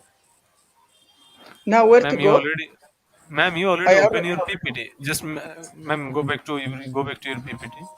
Yes. You click it again because we have already clicked Yeah. that one, and Just then now, click okay, on just slideshow. maximize. Just Okay. maximize. Okay. Okay. Everything is okay Okay. right now. Okay. All right. Sorry for that. I'm really, really sorry. This is technical issues. Good evening, good morning, good afternoon, everyone, where you are. It's my pleasure to be here with you tonight. And just, we are having here evening. So it's my great pleasure to be one of the speaker tonight. I would like to thank the Institute of Global Professionals, as well as to thank Professor Carolina Mukaka for just her support and for her just getting us involved in such prestigious and great event. Today, we are tackling a very, very important topic, and I would like to thank the chairperson for all the long introductory about myself. Thank you very much for putting all my credentials in front of the participant. Thank you very much. Uh, Now, we are exploring a very important topic, especially for women and for the youth, empowerment through education. Empowerment through education is a topic that come to existence and come to into discussion a long, long time back, and always we work towards empowering women and youth as well as adult men. So when we really just think about education, we are always asking how much important is the education. And I agree with the last two speakers who have really put and highlight a lot of issues regarding the importance of education. Education is just, as a soul. It is a heart of any human development. Because if we are talking about human development, we cannot really have any development without having education, or what we are calling educate, or the educated person. So when we talk about education, either it is a formal education, non-formal education, it is a primary, secondary, university education, all is really getting important at this time of the of the world, because we are really facing a lot of challenges, and those challenges require the people to be very educated and highly educated in order to face those challenges and try to come into just a place where they can just make an impact. So when when really believing that education is very important, education is needed in all societies and different aspects, then we have to say that education is the key to the success of any society, any nation. If they want really to be succeeded, they have to put education at the heart of their development, at the heart of all the activities that they are taking care of. So what we are going to say here, we are going to say that the an ingredient for success is to educate people and make them contribute. So whenever we educate them, then they will be ready to contribute to the success of their society. When we talk about the importance of education as well, you will see all of these are a result of having education and educated person. So when we when we really educated, we are going to see that our income will increase. I remember when I start working, I just just start working after high school because I didn't study or get my higher education directly after finishing high school, but I worked in the hospital. And just my salary was very low. It was just around $150, and $150 was not that much. So I was aiming to have a better salary and to increase my income. So when I really educated, I felt that it is really affected or impacted my salary. So there is just a direct relationship between education and between the income or the salary. So the more that you are educated, the more that you are going to get high income. Also, just if you are talking about having education, just people when they are educated, they will not be just in a poor situation. So the education will reduces the poverty. Also, just when people are educated, they will not have war. They will not think of having a problem with each other. So we will foster peace when we are just having educated people. Also, it will boost economic growth. You will see that there is a lot of people will contribute to the development of the economy of their countries. They will be seeking jobs. They will seeking relationship with the economic parties. So they will be very beneficial for their homes. Also, it will save the children lives. Instead of having children just maneuver all around, no, they will be in school. They will be learning a new skill. They will be learning a new knowledge. They will have a very good behavior. So we are saving their lives. Also, just will make people healthier. When people are educated, they will be reading a lot. They will know about diseases. They will know about symptoms and signs of anything that can happen to their life. So they will be healthier. Also, just they will by education there will be a raises of crop yields. That's people are going always to have a positive impact on their lives. Also, it will promote girls and women rights. This is very important for just for our societies all over the world. So looking at all of these, then we are going to say that education is very important. It is something that we really need. And just I want to let you know, in Bahrain, we do have a 97.5 literacy rate because just, education has been started very early, 100 years ago. And now just, by now it is 102 years ago. And just, so that's make people are very well educated. They are not only just, educated in school, but also educated in colleges, universities. They are always just, looking for education and trying just, to be an educated people. So this is something that happen here in this part of the world. Even just when I was studying in America, they thought that we are coming from uneducated society. But I always explain that Bahrain and just having a lot of educated people, they have spent a lot of time and studying, a lot of time and learning a lot of things. They just we have been um, sent by our government to study in UK and USA and Malaysia and Arab countries just to get higher education and to get higher certificates and come back to serve the country and to just contribute to the economy. So here, just we are going to see that there are some signs. Sometimes, just we see in societies where there will be an absence of education system. So, what are the signs that we see as a result of absence of educational system? You will see that there will be a loss of job opportunities because people are not educated, so they don't have a certificate, and just the organizations, they would like to have people who are educated and who are having certification to contribute their businesses. Also, you will find that the people just when they are having no educational system in their countries, they will be unaware of their life issues and they will not be aware of their rights or their duties. So there will all of this will be absence from their side. They will not be just happy to know all of these things, because they have another things of interest than being educated.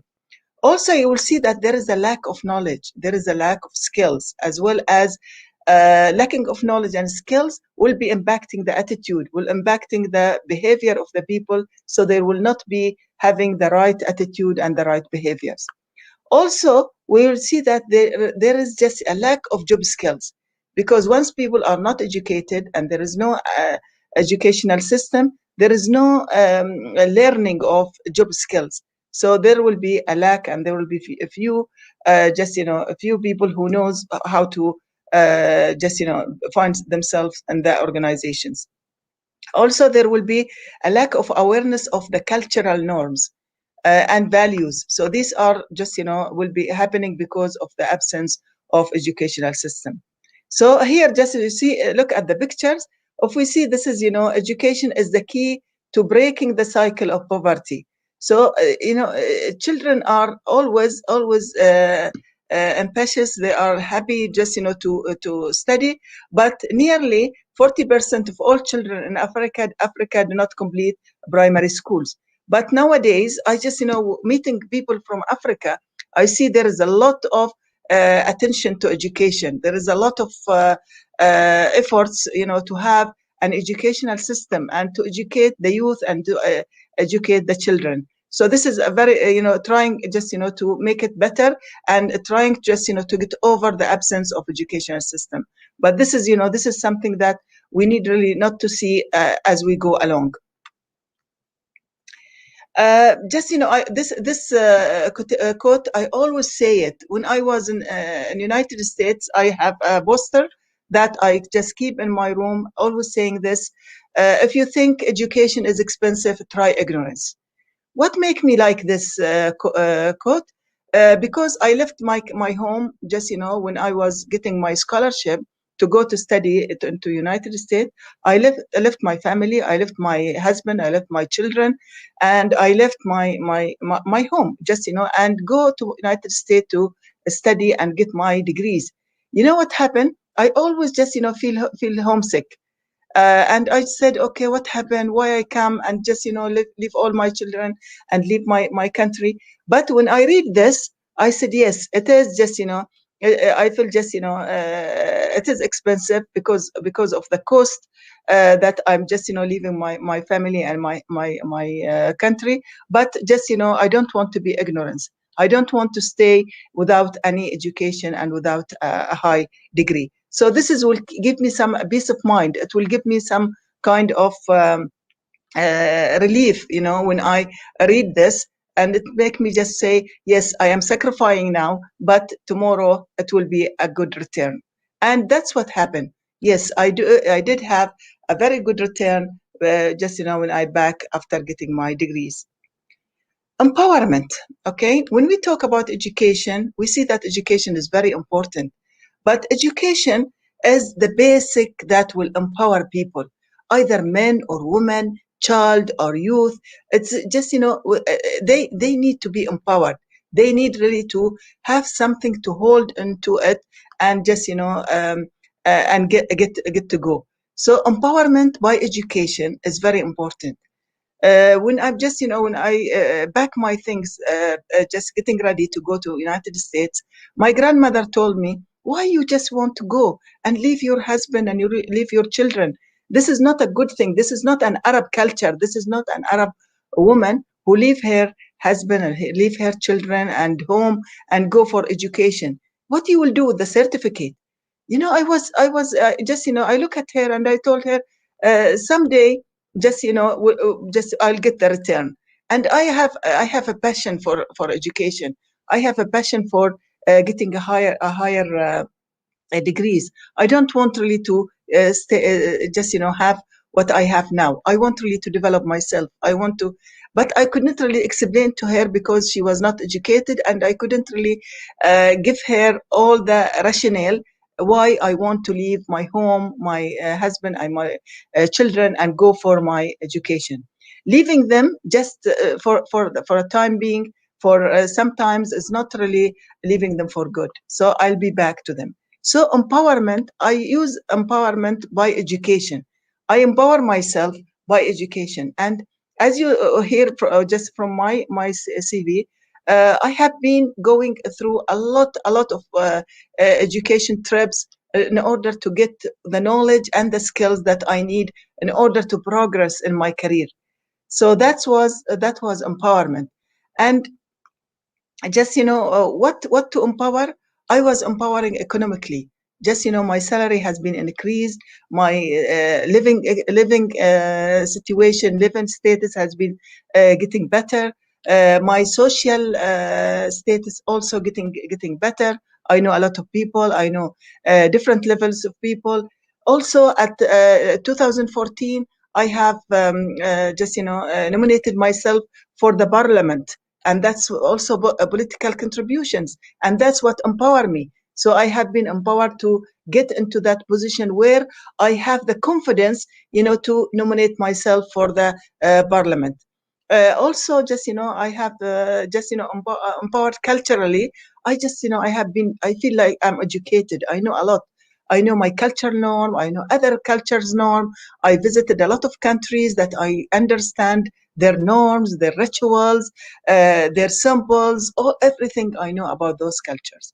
Also, I just I learn just how to use technology. In term of I just um, I typed all my dissertation myself. At that time, it was very expensive to give somebody to type my dissertation. I did it when I studied for my master degree, but when I get into my PhD, I typed the whole dissertation myself, and I give it to somebody just to format it, and that saved me a lot of money and empowered me to do so. Also, just the other things is a personal. I felt that my personality has developed. I felt I'm just I'm different than the time that I didn't get education, and I have not been really at the level of being a senior vice president, as you see, or being heading a female university in Saudi Arabia, or being just leading a business like what I'm doing right now, and also being just appointed by His Majesty the King as a member of municipality council.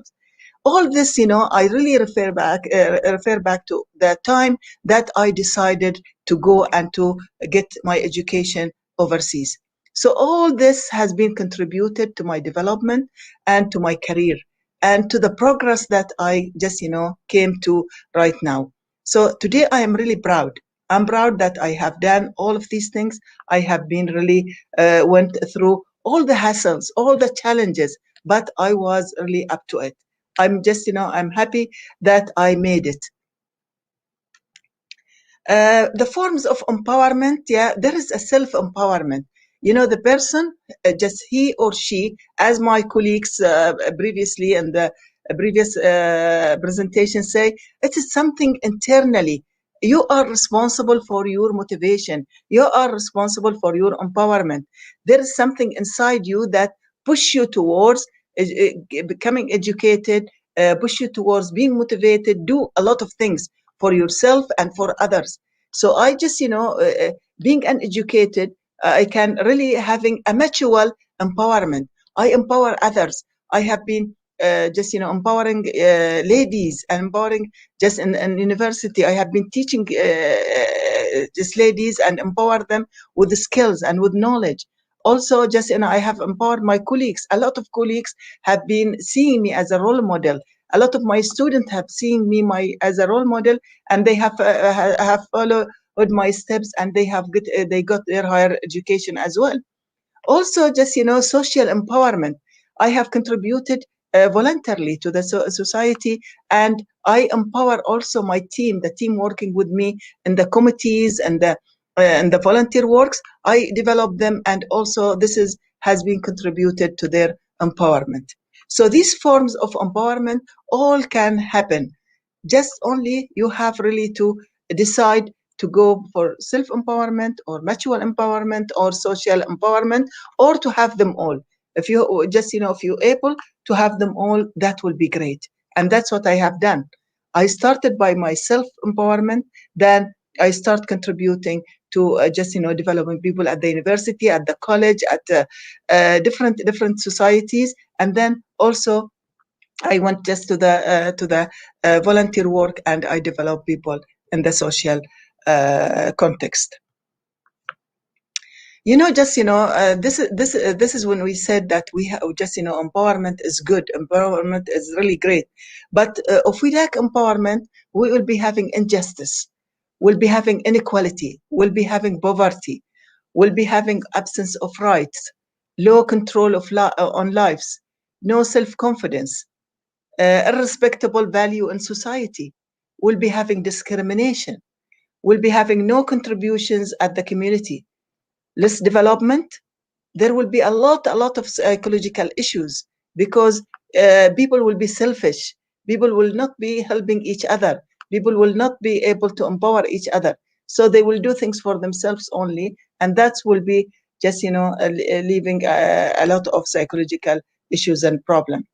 Also there will be less job opportunities because there is no I just if we are if I am empowering others, I will put them on the ladder, they will be able to, in the career ladder, they will be able to get quicker and just into higher positions, and that's what's happening. So empowerment is very important, as I explained. How to empower? We need to educate. We need to educate and educate. So this is very important to see people just educated. And I remember when I just my first course at my PhD studies, the person who gave us the first course, which is history of higher education, he asked us to write a definition of who is the educated person. And I just I was saying never this question has been never just brought to my attention, but I wrote 2 3 pages that just with a lot of ideas about who will be the educated person. So that was a start where I just learned that education is the source of empowerment. How much important women education? Me as example, okay, I have been an educated person, as I mentioned. I educate my family. Just if I'm not educated, I will not be able, okay, to send my sons and daughter to universities. But I did, and this is what empowerment by education has done to me. By educating myself, have been able to educate my family. Also, I encourage all my family to start, just going for further education. I was the first one in my family who got a high school degree, and then who got a higher education degrees. Then now, a lot of my family members have higher degrees, which is, like just being a role model. Okay. Also, just progression to higher degrees contribute through teaching, through training, through coaching, consultation. I contribute to all my students. I contribute to all my coaches. I have been contribute to all my trainees, and also encourage them for a lifelong learning. Lifelong learning is something that never end. So that's what I have really encourage and just let it happen in the society. Also, what I have done, something that I'm really proud of, is investing on establishing university for educating youth and more. So this is something that Ahliya University in Bahrain, I am one of the founders and one of the investors. So I have been really proud of seeing it progressing, and now we are building our new campus, which is really a very good for the country and very good for our youth and for our just a new generation. This is how much important the education to a woman. It provide her with just with empowerment, and that's what happened to me. Do education result in change? Certainly. When just you get education, it will enhance confidence. It will raise the status of the family and society. The more educated people in the society and the family, the more just you will see that this country is developing country. You will be just people will be aware of their rights and they will be aware of their duties. Also the self-esteem, if you remember Maslow's hierarchies of needs, it starts with psychological needs but end by self-esteem needs as well as self-actualization needs. So we are just going towards the higher needs once we are educated and once we are empowered. Increase self-efficacy, efficacy. Also, it will reduce our dependency. Just when I go to United States, I become very independent. I just do everything myself. When I come back, I become more independent. I did a lot of things myself. I just I encourage people to be more independent, not to depend on each other. But it will be better bringing up the children. All my children are educated. All of them are graduate from universities, and I'm proud of that. It also will enhance mobility. I have been mobile. I have been going to a lot of conferences. I have been speaking in a lot of conferences all over the world, and that's not make me afraid from traveling or mixing with people, networking. That provide me with a great network. Also it opened for me just a career opportunities, and it will open to everyone who will be educated. I got an opportunity in Saudi Arabia. I got opportunity in the government now, and I got opportunity also in the banking sector. So I have a mix of opportunities that I'm really proud of, and thanks God for all this giving. The link between empowerment and education is very strong link. Believe me, it is a strong link, and I would like you to agree with me and with my our previous speakers who really say that there is a strong link. Which one come first? Is it empowerment or education? I will say that education come first. Be educated and you will be empowered. So this is very important for our life. Education is the most powerful weapon we can use to change the world. We don't need a weapon. We don't need just to hate each other. We need to be educated. So we will love each other. We will just will be with each other. Will just help each other. And this is all what we have encounter. Nelson Mandela has said that, and this is something that our new generation will be happy to go into peace. I will thank you very much for listening to me. I hope I have take you through empowerment and education concept through my life stories and through my model that I'm proud of. And this is my contact. If you would like just to contact me, the Instagram, the website, and that's our tree. And our slogan was develop people, develop organization. That's mean the people are at the heart of development. So this is what I just want to end with. Thank you very much. Great pleasure to be with you, and I'm really happy to participate with you as Institute of Global Professionals in any future event if you would like to. Thank you very much.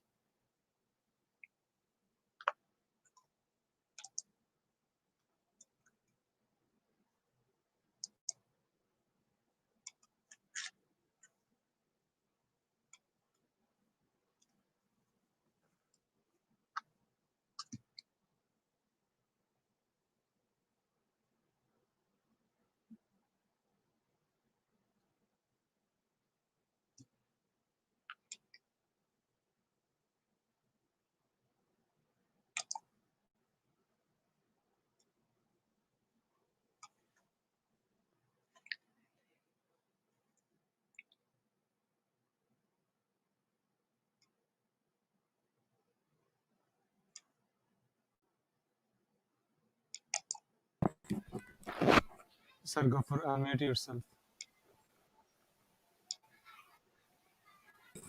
Oh, I'm awfully sorry, but I never realized my microphone is muted. All right, sorry for that. There you go. I mean, such a very profound statement. All right. Take it from our third speaker, Dr. Lulua Almutlak, when she said, be empowered to get educated. All right. All right. So, ma'am, we cannot thank you.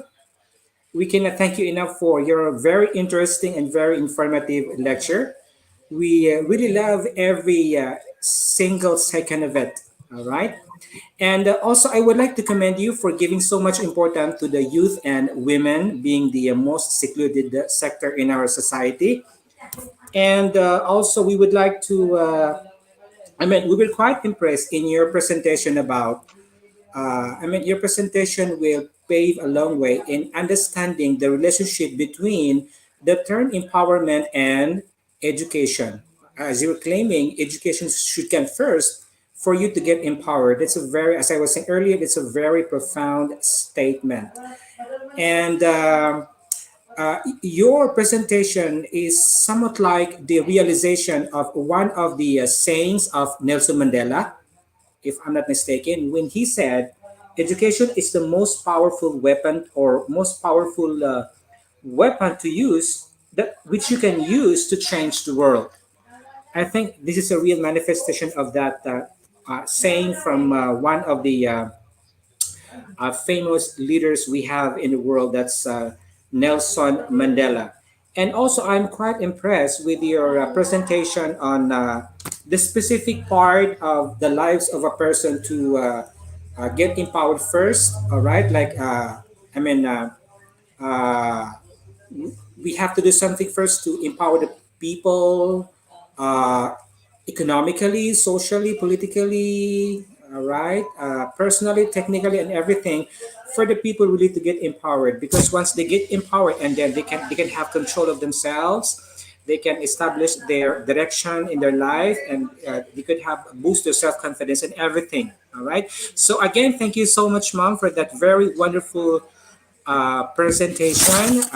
We are looking forward to having you again in our next series. Can we Inshallah. expect that from you? Yes, yes, sure, sure. Thank you very much. All right. So again, thank you so much, Mom, for spending your time with us and for taking time off of your busy schedule and join us for tonight's session. All right. So there you go, ladies and gentlemen. That's all what we have for our presentation for tonight's session. All right. Our invited speakers will get back later on. They will be joining us later on for the question and answer portion at the very end of this webinar, right after the conduct of an online quiz game competition. All right. So as I was saying earlier, online quiz game competition is up next. So do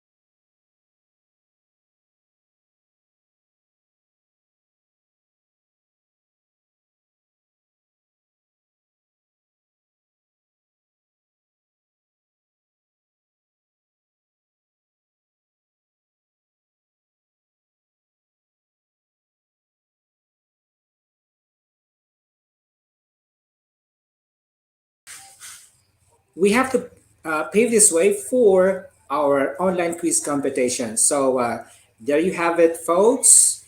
Uh, you are now seeing on the screen the code that you'll be using for you to join the online quiz game competition.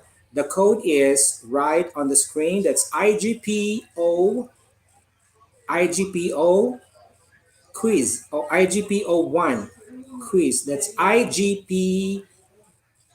I hope that is letter O or 0. IGP01QIQUIZ. I repeat, the code is IGP 0 or 1. Just try it for yourself which one is correct.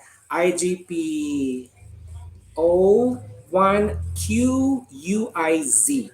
That's going to be the link that you need to type in the window of the once you get to the browser of the slido.com, you will see a window asking you to put the event code. And so there you go. The event code is now posted on the screen. So all you have to do, guys, is you simply type that code on the window right on the browser of slido.com. Simply press enter and then you're good to go. All right. So once you join the quiz competition, automatically you will see your name on the screen.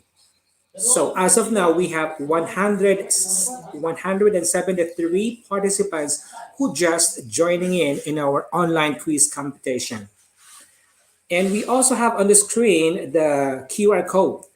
All right. That's the fastest way for you to get joined. You simply uh, get the QR code. Okay. You simply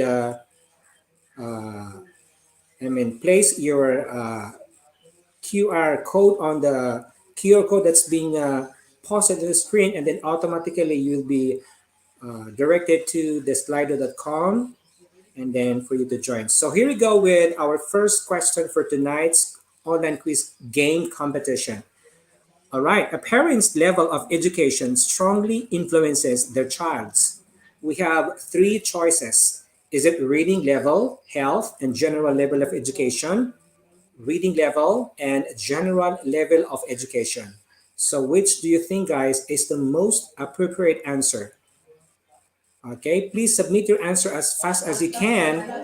All right, so 73% of the participants got it right. That's reading level, health, and general level of education. Congratulations, guys, you did it. All right. Okay, so uh, we're now on the second question. Okay, all students have access to the general education curriculum. Is it true or false? All right, so you only have two choices, meaning to say your probability of committing mistake is so less. All right,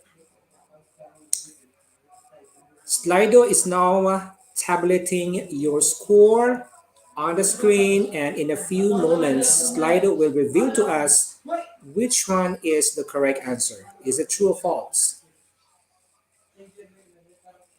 Okay, the answer is true. And we're so glad 75 or majority of our participants got the correct answer. We have the top player on the screen. We have Kineth Samia. All right. Now, for the third question, quality education is good for, okay, we have three options on the screen. Is it improving health, reducing poverty, or both? All right. So here we go. Three, two, one. Time is up. And Slido, please reveal which one is the correct answer.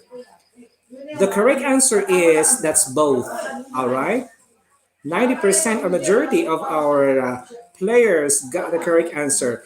Kinet Samya is still the leading player. Okay. In education, is it only men should have access to certain aspects of education, or only women should have access to certain aspects of education, or men and women should have equal learning opportunities? Time is up. 99% of our players voted for the third option, and that's the correct answer. All right. That's a common sense. It's common fact that men and women should have access to education. Okay, number three question. What is the future of education? So we have three choices on the screen. Is it no more school? Yay! A change of teaching or working only with computers? All right. Slido, please show us which one among the three options is correct. It's option number three, that's working only with computers. All right. Unfortunately, only 13% of our players got the correct answer. Let's see who has the most correct number of answers. Anyway, we will show you that later on. For the number six question, quality education is obtaining quality education is the foundation to improve lives, or quality education gives access to better jobs and more money, or quality education leads to decent work and economic growth. Slido is now tabulating your answers. 60% of you guys said obtaining a quality education is the foundation to improving lives, and that's the correct answer. And for that reason, allow me to congratulate you. We have a top player on the screen. We have Miriam Acosta this time. All right. Okay, so number seven question. We've got children were given access to education. Is that true or false? You only have two options to choose from. All right. Slido.com is now processing the results of your answer. 99% of you guys said it's true. And let's find out. Oh, come on. Only 1% of you guys got the correct answer. That's false. All right. All right. Okay. Anyway, we still have three questions remaining left. Number eight question. Girls' education concerns everyone. True or false? What do you think, guys? What do you think of that statement? Girls' education concerns everyone. Does girls' education concerns everyone? 64 of our players said yes. And let's see which one is the correct answer. Slido will show us in a few moments. Go. The correct answer is true.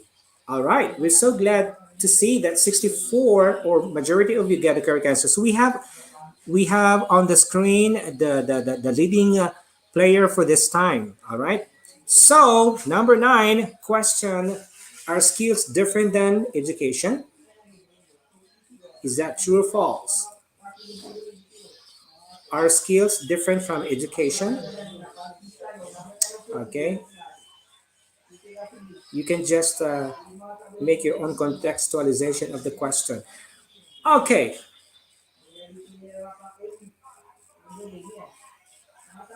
62% of you guys said yes. And let's find out.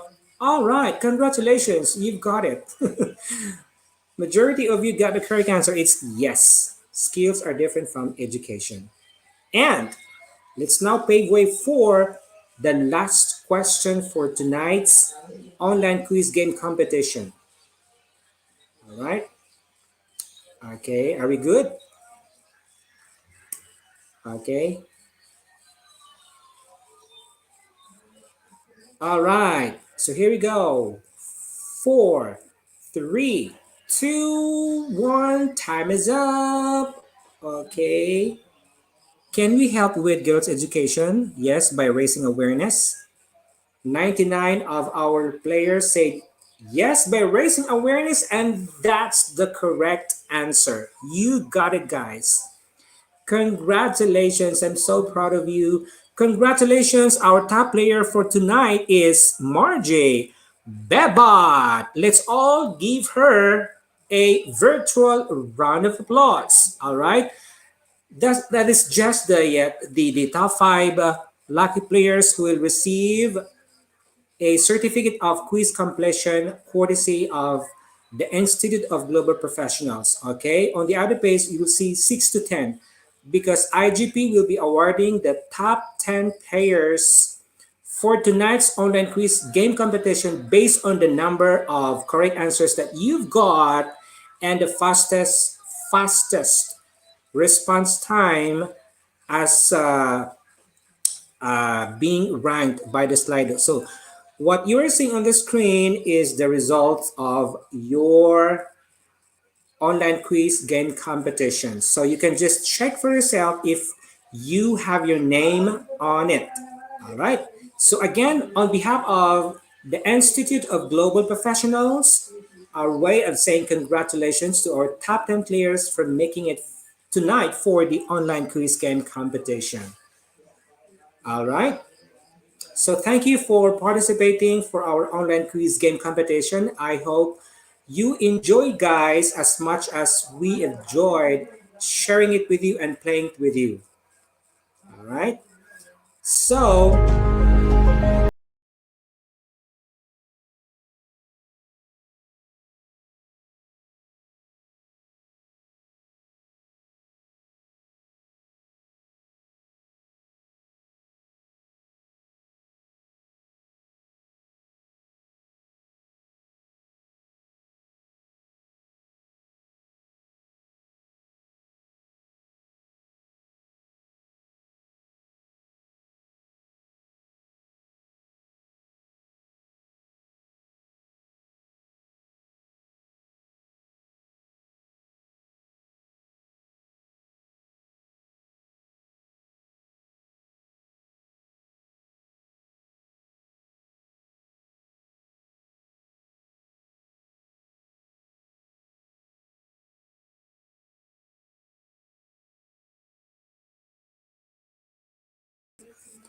all right. So I'm back with our invited speakers for tonight's session to take some of those questions that being sent to us by our live attendees for tonight's webinar.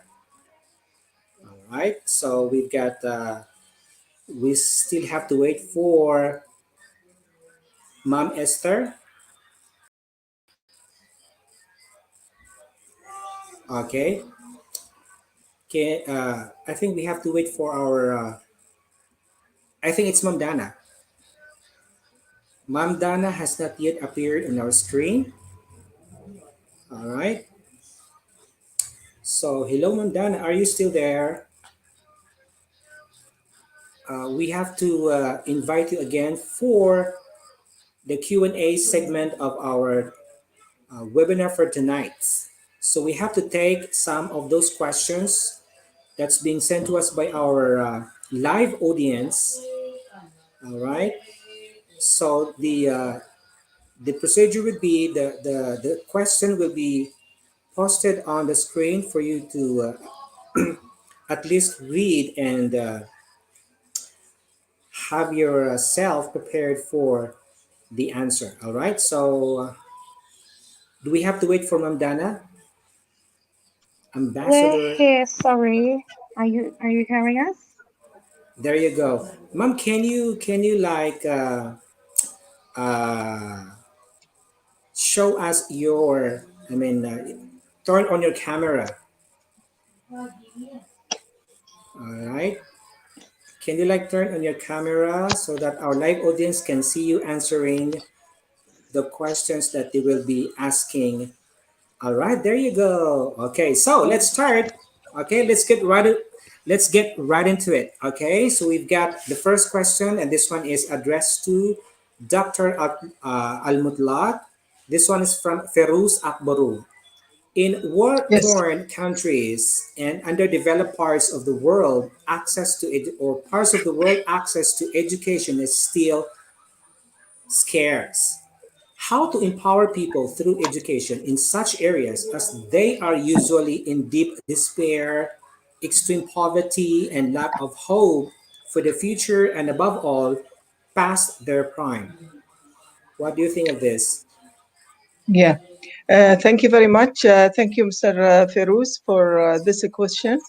You know, just nowadays there is a lot of assistance that going to these countries from different parts of the world, trying to help them. But internally, I know it is very difficult if we really having those war, as well as we have just scarce access to education. But I believe that there is a movement now going on to from internally to educate people. I think for us, for the Arab country, before, when we really having just we are not really rich at that time. There was just the focus was on just educating people on Quran, reading the Quran, the Islamic book. So just and that's make people learn a lot of Arabic language, and then just they really empower themselves by reading that kind of just that kind of book. So here also, I just I'm sure that there is a lot of people who are having maybe just their book, or their having like a small gathering. I remember that in my preparation for the presentation, I was thinking that at the previous time there was no schools, but there was a lot of people getting together in the majlis, where a small gathering, and they learn from each other by negotiating, by presenting ideas, by talking to each other. They are talking about the life issues, what's going on. So the people are really just learn from each other, and they just like it is an education also for them. When there is a war, it is very destructive, and people cannot really get there. But I'm sure that the war will end one day, or it ends one day, and the people can really go to school. I don't remember any part of the war that now always on war, that cannot really even have school that to start with. So I'm just if I can help, I will help, because this is very important, and scarce resources, you mean, just I think now there are people helping each other, and even countries are sending some helping materials, helping clothes, helping, so they are trying their best. So I'm not really uh, just I cannot really say that I do something at that situation, especially the war. But when the war end, I'm sure that there is a lot of hands that will be passed to those countries to help them raise their education situation. All right, thank you for that very insightful answer. There you have it from Dr. Lulua. All right, so we've got another question, this time from Manolita Ramos Olego. And this is for Ma'am Hasalon. This is a personal question, by the way. Hope you don't mind. What is your biggest failure to date? And how did you deal with such setbacks? How do you cope with the pressure and the stress based on your All own right. personal experience? That's a good question, I guess. So I have written a book that I shared with you earlier called Power from Pain. And going through pain isn't easy. I have been a victim of domestic abuse in my younger years, and I can identify with 1 in 3 women worldwide who would have experienced this. Now, the reason why I would see this as a failure isn't because it is a failure. It has been a life lesson, but it has taught me so much. It has been a very painful season, and it's through this very painful, very difficult, very dark season in life that I found my power. I have found my personal power. And through that season, we've found the power from pain. So, to everyone who is experiencing some type of loss in life, who's experiencing some setback, experiencing lack of motivation to move forward, lack of resilience within your life. It's that understanding that you can do it, finding your personal power. You can turn your pain into power. Power. Finding your personal power can really enlighten and empower your life so that you can pursue what you really want to pursue. And it's so beautiful how finding your power can bring a story into something that's beautiful. I have my husband who's working with me, my partner, Nick, Yes. and we've started relationship talks to help couples who have been, even people who have been through, dark times, and they can move forward into creating a life that they've always wanted to live their dreams. And we've been successfully married and working together now. It's a beautiful 5 years of a blissful marriage. And what I can say is there's no substitute than finding your personal strength through your difficulty that you're faced with right now. We've been traveling the world together, exploring, creating our own adventures every single day, and more importantly, empowering, inspiring others. And that's what it's all about. It's about giving back to the communities, giving back to society, helping someone Yes. else who is struggling. Women who, like myself, would have been through a very difficult relationship, learning to find yourself back up and just keep going. And to that woman who's listening today, and to the person who's sent me this question, I want to say, do not give up. Whatever situation you're in, how difficult it seems, there is always power to be found in the pain that you faced with. There's always a way of finding that personal power. And I trust that today's session that we've presented to you would have inspired you in one way or the other. And also to my second half, I know that he's very happy. We're very delighted to have been part here and to really inspire the message of hope to everyone. So, Nick, would you have a few words to say as well? Yes, it's a case of failure can be subjective.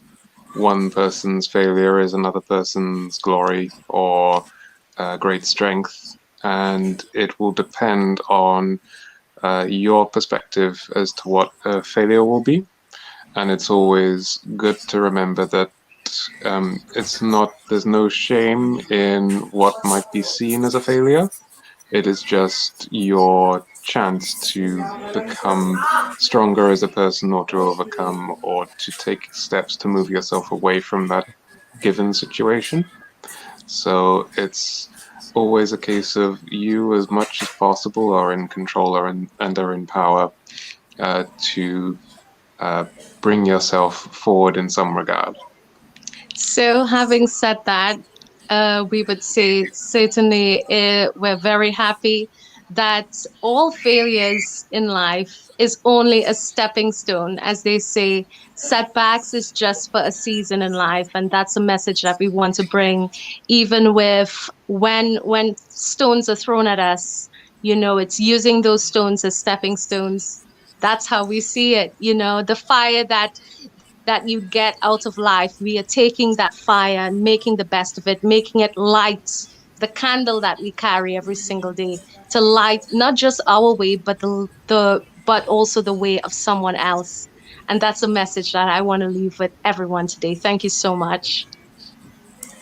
Very well said from Mama Hasselum. Get together with her husband. And also, thank you for sharing to us your personal journey in overcoming your traumatic experience. So glad, I mean, we're so sad to hear that. All right. But still, you managed to overcome because of the power that's within you.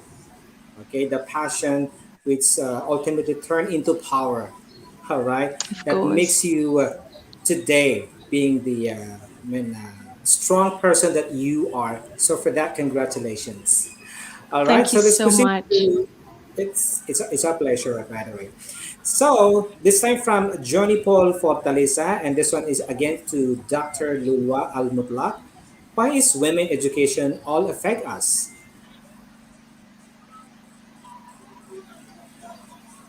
Uh, Uh, it depends Thank on you, how you contextualize the question. thank you, Jennifer, for these questions. I will answer, but I think there is something missing in the question. Uh, Yes, I think just so.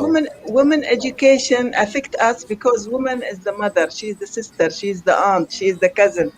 She is, because that's why we are concerning about women, because woman is really making 75% of the nations, if not just 50%, if not 75% of the nation. So we have to care about women, because woman is the one who is raising the children. Woman is the mother, woman is the wife. I think this is very important. So we all concerned about women education, because because of the equality issue. We have really to bring the equality issue, and we have really to think about that woman is going to affect her children, will affect the family, the way that she raised the children, because of her education, and the way that she is educated and empowered. If she is empowered, she will empower her children.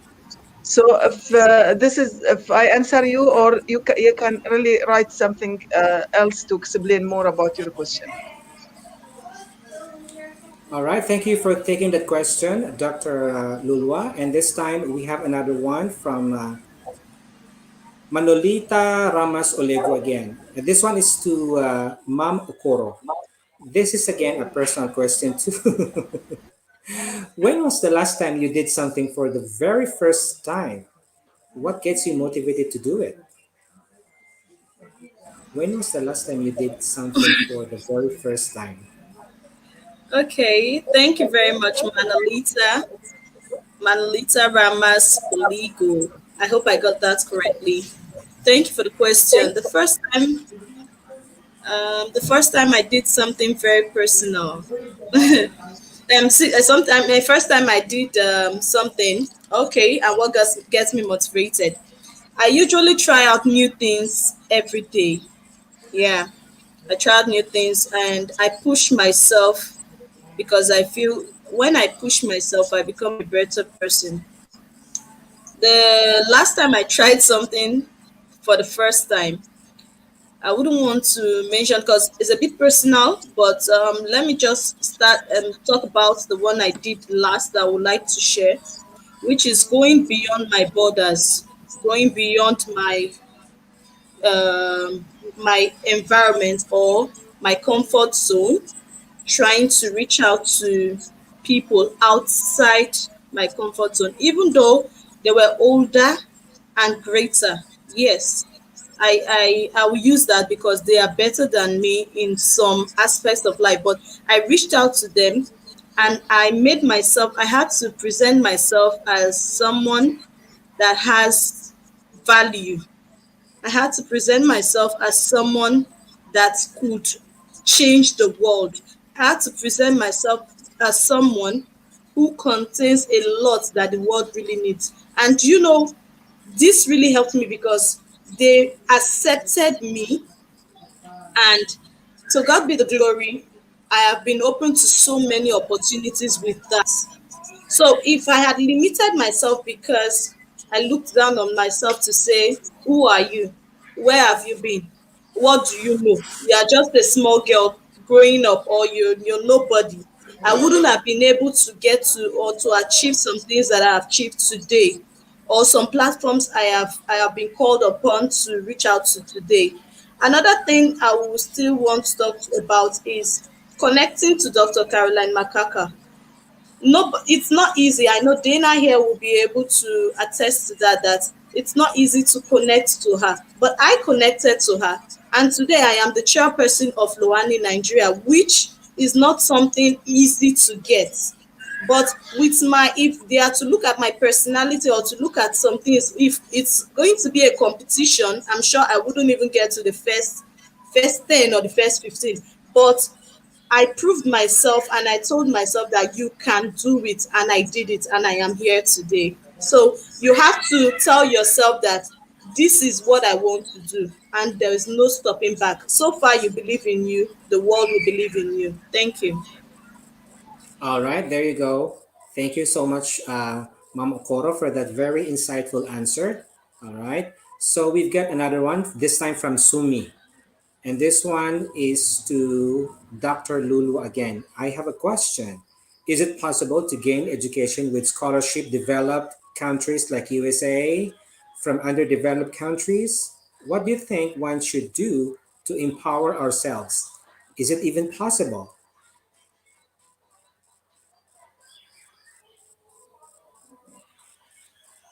Okay. Thank you, Sue, for these questions.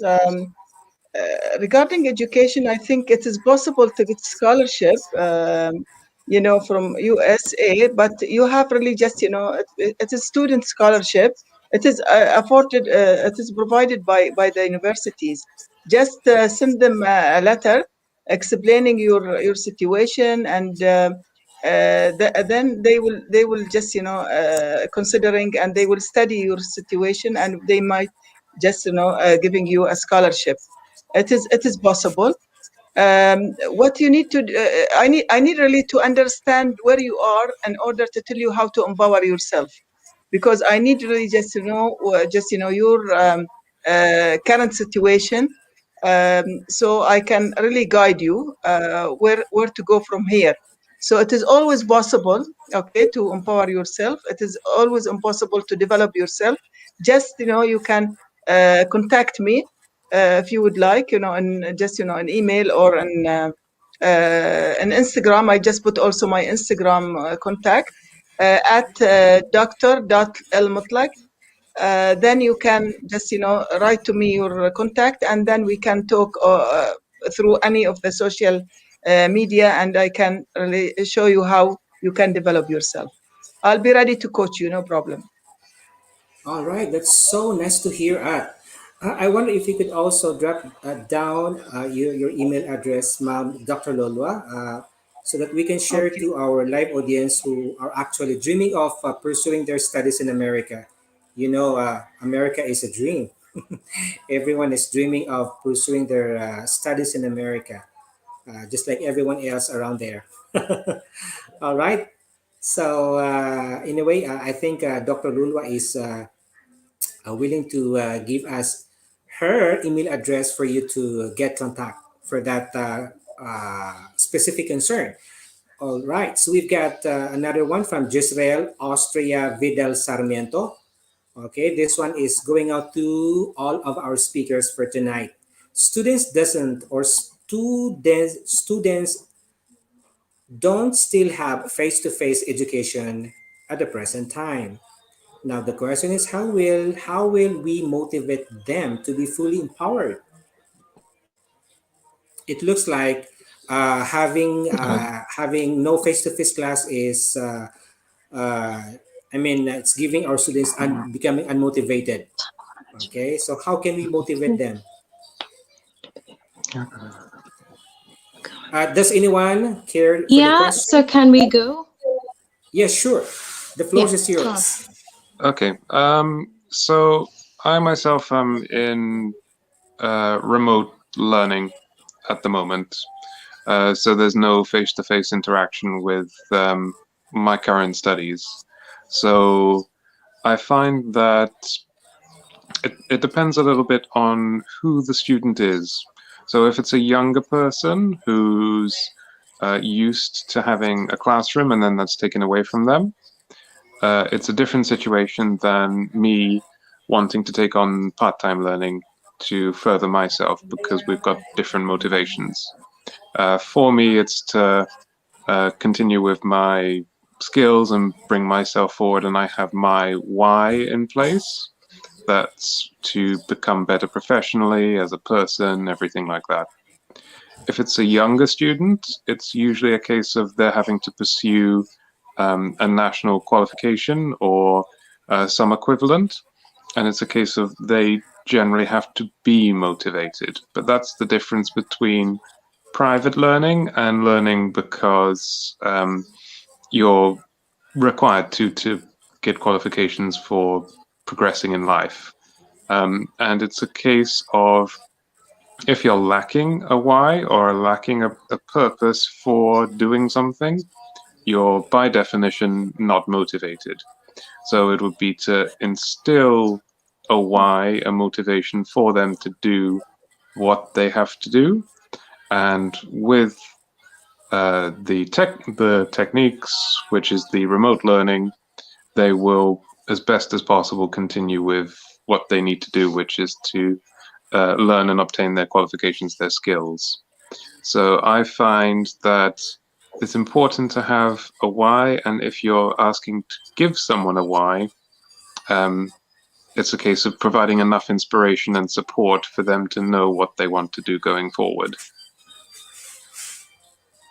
Okay, can I? All right. Yes, sure, sure, sure, ma'am. Yeah. Um, just thank you for the one who asked this question.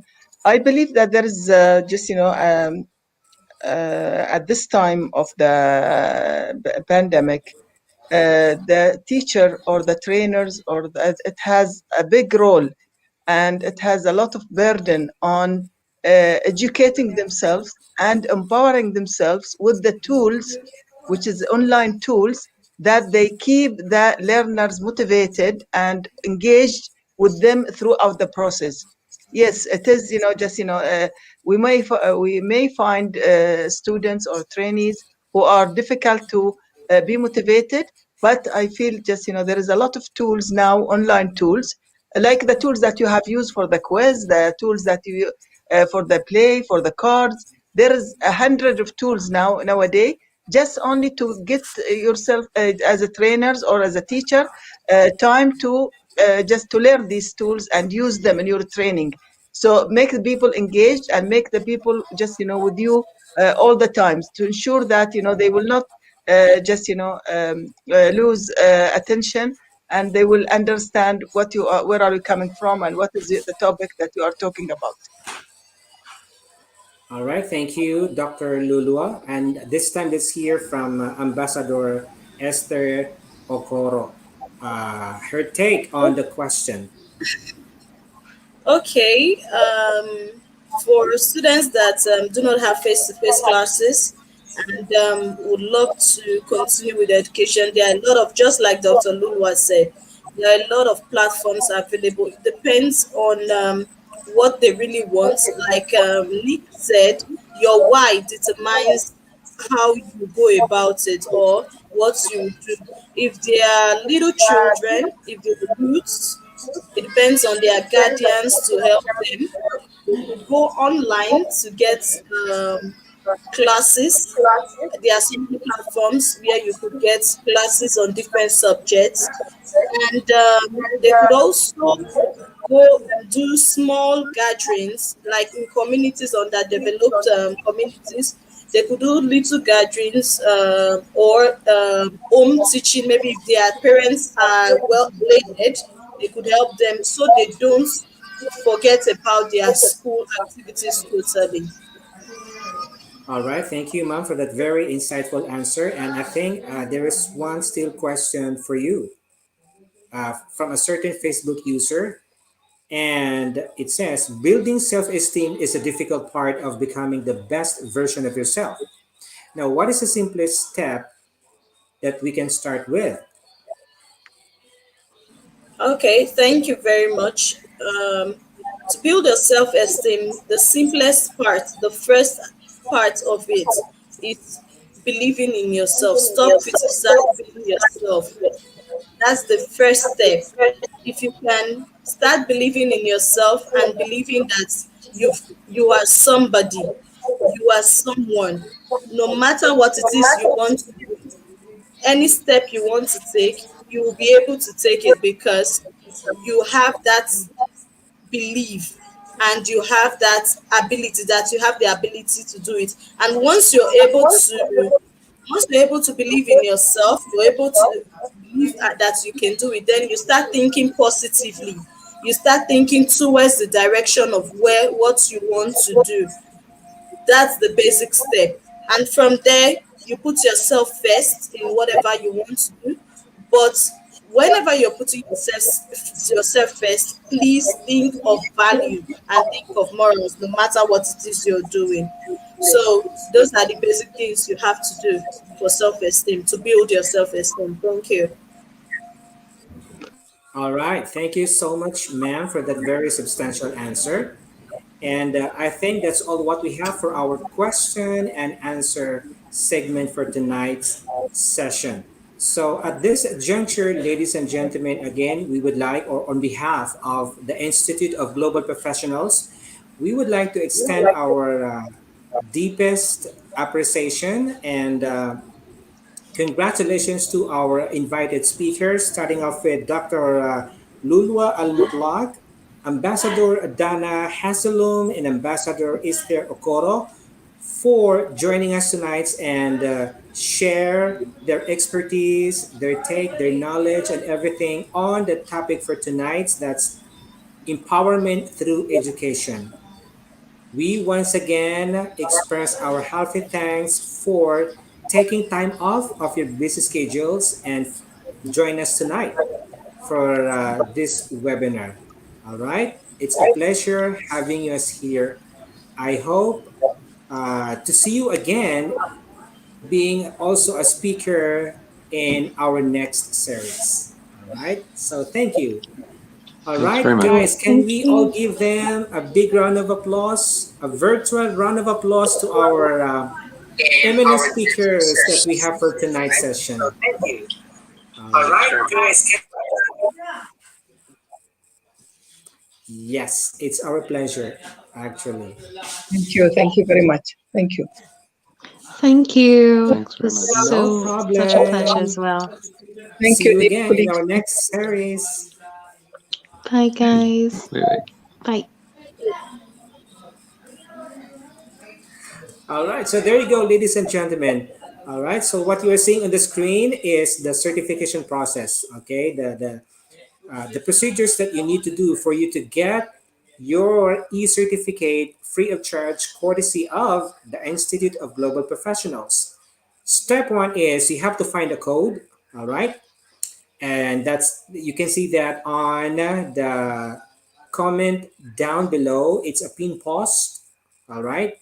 It's a pin post down in the comment section below, all right? So you need to find that one, and once you find that one, all right, so the second thing that you have to do is go to our website, okay, and then find the title of the seminar that you are attending, like what we are having right now. It's Empowerment Through Education. And then you will see on the screen the window that require you to put in the certification code. All right, so you simply type in the certification code and then you're go to go. All right, you go to go in printing or in downloading your e-certificate. So we have on the screen the certification link. That's exactly the link that you have to click, and once you click that one, automatically you will be redirected to the page where you can download your e-certificate for tonight's webinar. All right, there are two ways in which you can claim your certificate. We have a direct link from the comment section down below. It's a pin post as I was saying earlier. All right, so you simply click that one and then automatically you'll be redirected to the page again where you can easily download your e-certificates. And the other one is if all else fails, okay, to download using that link and then bury it, check out our website. That's www.eduigp.com. All right, for you to download your e-certificates. That's free of charge. Again, courtesy of the Institute of Global Professionals. But of course, you have to find the specific title of the webinar that you are attending for you to get that link. Okay, so what we are seeing on the screen is a sample of a screenshot. Once you get into our website, and this is exactly the page that you are seeing on your screen. All right, so there you'll see the, of course, the first thing you need to do is you have to get yourself enrolled first. Okay, you have to register first using your own account and username and password, and then after done registering, and then please log in. After logging in, and then okay, you find for the name of the title of the webinar that you are attending, and then also kindly look for the code that's being linked in the comment section down below. So here we go, we have it on the screen. The name of the webinar for tonight is Empowerment Through Education, and the code is IGP2202. I repeat, IGP 2202. Make sure you can copy this one and type it on the window that's requiring you to type in the certification code. Otherwise, you cannot download your e-certificates. All right. Okay, so please be reminded on the procedures on how you could easily download your e-certificates for tonight's session.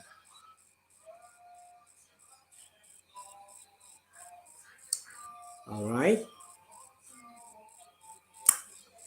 And then earlier, as I was giving a thank message to our speakers, there are some of those announcements that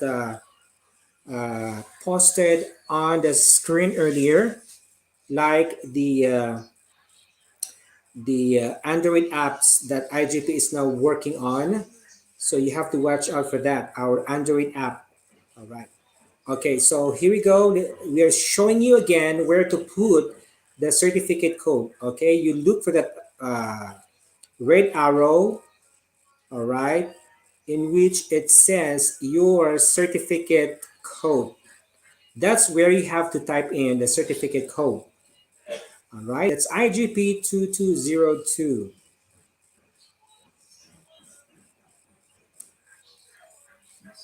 Do not forget to copy or type in our code for tonight's session. That's IGP2202.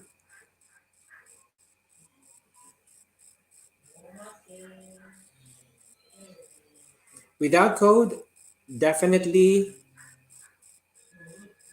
you cannot download your e-certificate for tonight's session.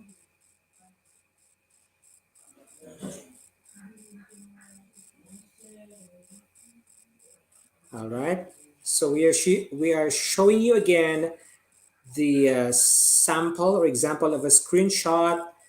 That's exactly what will appear on your screen once you check our website out. Okay, that's exactly the first page of our website. All right. So again, also we are showing you on the screen the screenshot, some example of the certificate that you'll be receiving. Once you successfully download your e-certificate, that's exactly what it looks like. All right. Okay, so we have step 6. Your certificate is ready, and then all right.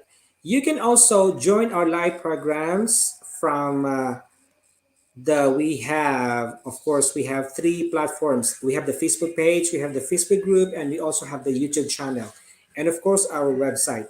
So you can have the options to join us either on our Facebook page or our Facebook group, or on our YouTube channel. Okay. If anyone missed any program due to some unavoidable circumstances or issues, still you can attend, or you can catch up with the previous webinar with verified certificates. All right. So don't you worry if for some reason you missed out to attend for a webinar. All right. You can still avail yourself with the certificate, make sure that it's verified and you have the code. You have the code with you. All right. And also, if you happen to miss our webinar tonight or the previous webinars that we have, okay, previously, don't you worry because we store in our YouTube channel all those recording webinar videos. All right. So all you have to do is you simply check our YouTube channel. You keep on browsing those videos that we posted already, and so you have the opportunity to have it replayed, play it over and over again. All right, so that you can capture those information that you think you missed out. All right, so that's how generous IGP is. All right, so I hope you can reciprocate the generosity that IGP is sharing with you guys. And do you know what's the reason how you can reciprocate the favor that IGP is providing you? You can do it by sharing our webinar on your social media communities and by inviting your friends also to be part of IGP, our online growing international communities. All right, so your Facebook feed will be filled with a series of webinars that we have prepared for you guys. Okay, on August 2, 2021, that's going to be tomorrow, we have our online webinar on thesis writing made easy, part one. And we're joined by two eminent speakers from the Philippines. All right,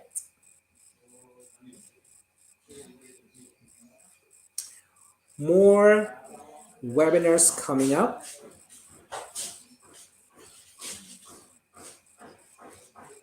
Okay, we have prepared a series of webinars for you guys.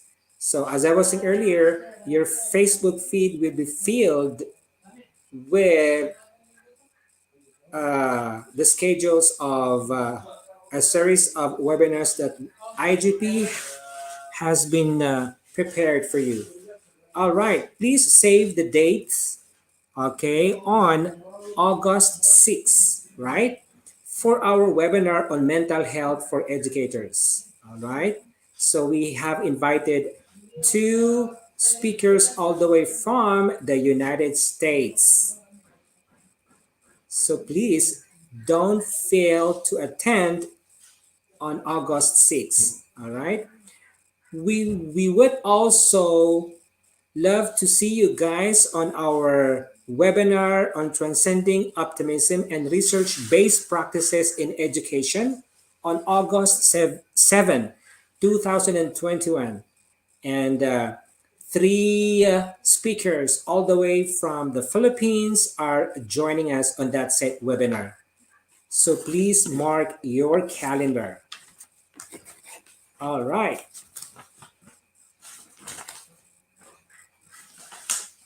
All right, so that's transcending optimism and research. And please do not forget to attend for our webinar on human resources and conflict management happening on August 8, 2021. Also, two speakers all the way from the Philippines will be joining us on that webinar. And also, we invite you to be part of our webinar on transforming the future through education. That's going to be on August 9, 2021. All right, so we have speakers from South Africa, all right, and India joining us on that particular webinar. So, again, please save the dates. All right.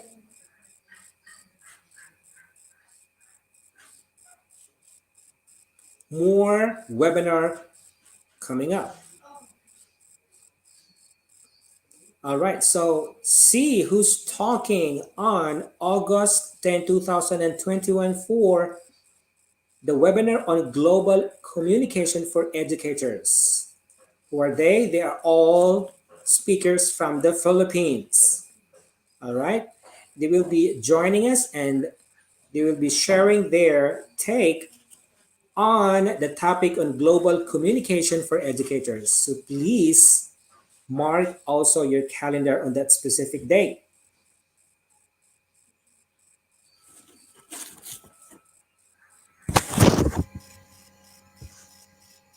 And also don't miss out our webinar on developing resilience.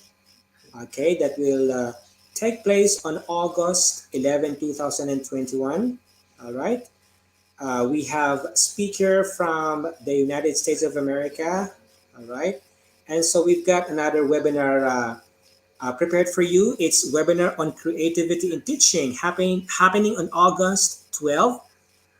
All right, so we have a speaker from the Philippines and from Uzbekistan joining us on that particular date. That's August 12th, 2021. Okay.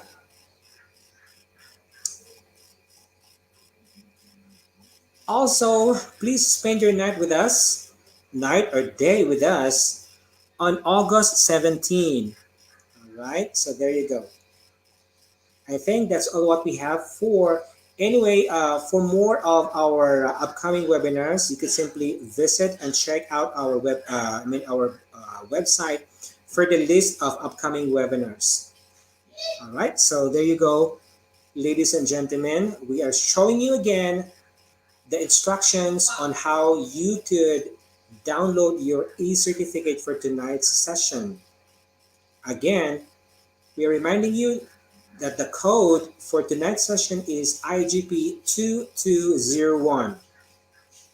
That's IGP2201.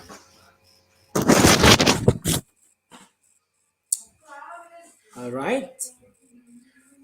All right. So here we go, ladies and gentlemen. I think that concludes the webinar. All right. So thank you all for attending. We hope you learned and enjoyed those presentations from our invited speakers for tonight session.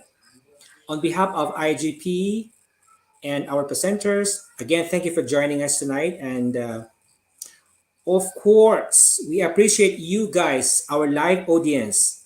All right. We would like to acknowledge again the presence of our three speakers that we have mentioned their names just a while ago. And also, we would like to thank everyone, especially our live audience who made this webinar series possible. Our live attendees, all right, for their active participation. We remain most grateful for the unwavering attention with which you sat through this webinar.